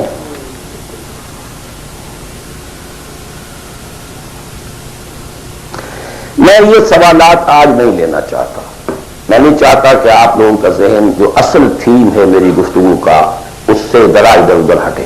جی آپ کی بہت سی تقریروں میں پہلے بھی میں نے سنا ہے کہ آپ نے پرفے کیا ہے کہ یہاں کی بجائے آپ پاکستان میں جو اسلامی نظام کو برپا کرنے کے لیے طے کرتے ہیں، لیکن بہت سے علماء کے دوسرے جو مولانا یوسف اسلامی صاحب بھی اور دوسرے بھی ہیں، وہ اس چیز کو کہتے ہیں کہ جو لوگ یہاں آ گئے ہیں یہ اللہ تعالیٰ کا ایک پروگرام تھا جس کے تحت اس نے ان کو یہاں پہنچایا ہے، اور ان کا یہ کام ہے کہ یہاں اس کام کو جس طرح بھی ہو سکتا ہے آگے لے کے جائیں چلیں، اور جو لوگ چلے ہیں اس میں الحمدللہ بہت زیادہ صلاح کی جائے کام سے آگے بڑھے ہیں، جائے مسلم ہوں گے، اس کے متعلق میں آپ کی کیا ہم سب کیا خیال ہے؟ یہ سوال ریکارڈ ہو گیا ہوگا یا نہیں ہوا ہوگا؟ چلیے جواب سے سمجھ میں آ جائے گا کہ سوال کیا ہے۔ دیکھیے میں نے ایک بات عرض کی تھی، جو شخص کہیں پیدا ہوا ہے اس کے اوپر پہلی ذمہ داری اسی جگہ کی ہے، اسی جگہ کی زبان کو وہ صحیح سمجھتا ہے، صحیح بولتا ہے، اسی زبان میں وہ صحیح کمیونیکیٹ کر سکتا ہے، یہ ہے شریعت کا مستقل اصول۔ اب اگر کوئی یہاں پیدا ہوا ہے، چاہے اس کے والدین آ گئے تھے یہاں پر لیکن وہ تو پیدا نہیں ہوا ہے، اس کے اور جو یہاں کے نیٹو امریکنز ہیں ویدر بلیک اور وائٹ کوئی فرق نہیں میرے نزدیک، آنا نہ آنے کا فیصلہ جو بھی تھا وہ ان کا نہیں ہے، وہ ان کے والدین کا تھا، اور جہاں وہ ہے وہی انہیں کام کرنا، یہی کام کرنا ہے۔ طے یہاں پر بھی ہو جائے گا کہ یہاں پر بھی وہی ریشو پروپورشن وہی ہو، پرائرٹیز وہی ہو، یہ فیصلہ اب ہر شخص خود کر سکتا ہے کہ میرے ہاں واقعتاً ریشو پروپورشن کیا ہے۔ بل الانسان علی نفسہ بصیرہ ولو القی معاذیرہ، آپ میری زبان بند کر سکتے ہیں اپنے جوابات کے ذریعے سے، آپ کا دل بتا دے گا کہ آپ کی ریشو پروپورشن اس وقت کیا ہے۔ اگر ریشو پروپورشن درست ہے تو یہاں پر بھی اور کسی اور جگہ پر بھی بالکل برابر ہے، کوئی فرق نہیں ہے، ایبسولوٹلی نو ڈفرنس۔ البتہ ایک اور چیز یہ ہے کہ کہاں آپ دیکھتے ہیں کہ فرض کیجئے کسی شخص کی ریشو پروپورشن ٹھیک ہو گئی کہ مجھے جینا ہے مرنا ہے اسلام کے لیے، فیزیبلٹی رپورٹ دیکھتا ہے کہ میرے پاس جو ٹائم ہے، میرے پاس جو وقت ہے، میرے پاس جو صلاحیت ہے، اس کا بہترین میکسیمم آؤٹ پٹ کہاں ہو سکتا ہے، بالکل دوسری بات. For people belonging to Pakistan the maximum benefit can be in Pakistan, not here. یہ بالکل دوسری بات ہے. آپ کے بھائی بند وہاں، آپ کے بیک گراؤنڈ کو جاننے والے وہاں، آپ کی اخلاقی جو ہے ذمہ داری وہاں کی آپ کی پیدائش ہے، وہاں کی آپ کی بنیادی تعلیم تھی، یہ اپنی جگہ پر ہے. اور دوسرے یہ کہ جو بھی ہمیں اطلاعات ملی ہے حضور صلی اللہ علیہ وسلم سے، اس سے یہی نظر آتا ہے کہ اسی ریجن میں اسلام کا بول بالا ہوگا. لیکن ظاہر بات ہے یہ میں امریکن سے نہیں کہہ رہا ہوں، میں عربوں سے نہیں کہہ رہا ہوں، جو بلیک امریکنز ہو یا وائٹ امریکن ان سے نہیں کہہ رہا ہوں. تو یہاں پہ کام کریں، کیا پتا اللہ تعالیٰ اس سرزمین کو پسند کر لیں. بہرحال جو یہاں آ گئے کسی وجہ سے آئے، اب اس کو بھی چھوڑ دیجیے، وہ ماضی کا ہے. ان کے لیے یا تو اگر تو طے کر لیں کہ اب حقیقت میں چاہے فاقہ آئے چاہے کچھ ہو ہمیں کام یہ کرنا ہے، تو پھر تو میں پاکستانیوں کے لیے تو پریفر کرتا ہوں، اسپیشلی دی فرسٹ جنریشن، وہ اپنی اگلی جنریشن یہاں سے بلوا دیں کام اور آئے واپس. ان کے بھانجے بھتیجے اور بھائی اور سالے اور بہنوئی سارے وہاں رہتے ہیں، بہت سے ماں باپ بھی وہاں پر ہیں. And we have much at stake over there. The only country in the whole of the world which was founded in the name of Islam. Maulana Abul Kalam آزاد تک کا کہنا یہ، حالانکہ وہ پاکستان کے بہت مخالف تھے، لیکن پاکستان بننے کے بعد انہوں نے کہا اب پاکستان کے ساتھ اسلام کی عزت وابستہ ہے. تکبیر، اللہ اکبر، تکبیر، اللہ اکبر. اسی طرح مولانا مدنی رحمۃ اللہ علیہ نے فرمایا، حالانکہ پاکستان کے شدید مخالف تھے، ڈابھیل تشریف لائے ہوئے تھے وہ، وہاں کسی نے چھیڑ دیا ہوں، پارٹیشن کی کچھ عرصے کے بعد کی بات ہے. پاکستان کے بارے میں کیا خیال ہے، سمجھ گئے کہ یہ کیا چاہتا ہے مجھ سے. انہوں نے کہا کہ بھائی مسجد کے تعمیر ہونے سے پہلے اختلاف ہو سکتا ہے کہ یہ جگہ صحیح ہے یا نہیں ہے، کیا سائز ہونا چاہیے، کیا بننا چاہیے. مسجد بننے کے بعد مسجد مسجد ہے، اس کی حفاظت ہر صاحب ایمان کا فرض ہے. ہمیں اختلاف تھا، پہلے تھا. یہ مولانا بدوی کہتے ہیں. اور یہ مولانا محمد مالک کاندھلوی، وہ بھی فوت ہو چکے، انہوں نے ہماری قرآن کانفرنس کے اندر یہ جب قول سنایا میں چیخ پڑا. میں نے کہا مولانا کہاں آپ یہ چیزیں چھپا کر بیٹھے ہوئے ہیں؟ پاکستانی تو سب کے سب آج بھی گالیاں دیتے ہیں مولانا مدنی کو. آپ نے بتایا بھی یہاں پر کہ مولانا مدنی کا تو یہ واقف تھا پاکستان بننے کے بعد، پہلے اختلاف تھا، ٹھیک ہے. بہرحال جہاں تک میرا معاملہ سمجھ لیجیے کہ میں اصولی اعتبار سے دنیا میں کہیں بھی یہ کام کوئی بھی ہو کرے، ٹھیک ہے، لیکن یہ کہ پرائرٹیز یہ ہو، اس کی شکل یہ ہو. یہ انگلی کٹا کے شہیدوں میں نام نہ لکھوایا جا رہا، صرف تھوڑی سی کلچرل ایکٹیویٹی اور کچھ کمیونٹی ورک اور کچھ یہ اور کچھ وہ، کچھ سوشلائزیشن، اینڈ دس از دعویٰ. خدا کے لیے اس دھوکے سے اپنے آپ کو نکالنے کریں اس ریشو پروپورشن کے ساتھ تو جہاں بھی چاہے کریں. لیکن یہ ہے کہ میرا اپنا ایک اندازہ ہے، اور وہ یہ ہے کہ چاہے اس کا امکان ہے کہ ہمیں سخت قسم کی کوئی بیٹنگ جو ہے ہندوؤں کے ہاتھوں اور انڈیا کے ہاتھوں ہو، لیکن پھر بھی بالآخر اسلام کا بول بالا اسی خطۂ زمین سے ہوگا. اقول قول ھذا واستغفر اللہ لی ولکم ولسائر المسلمین والمسلمات.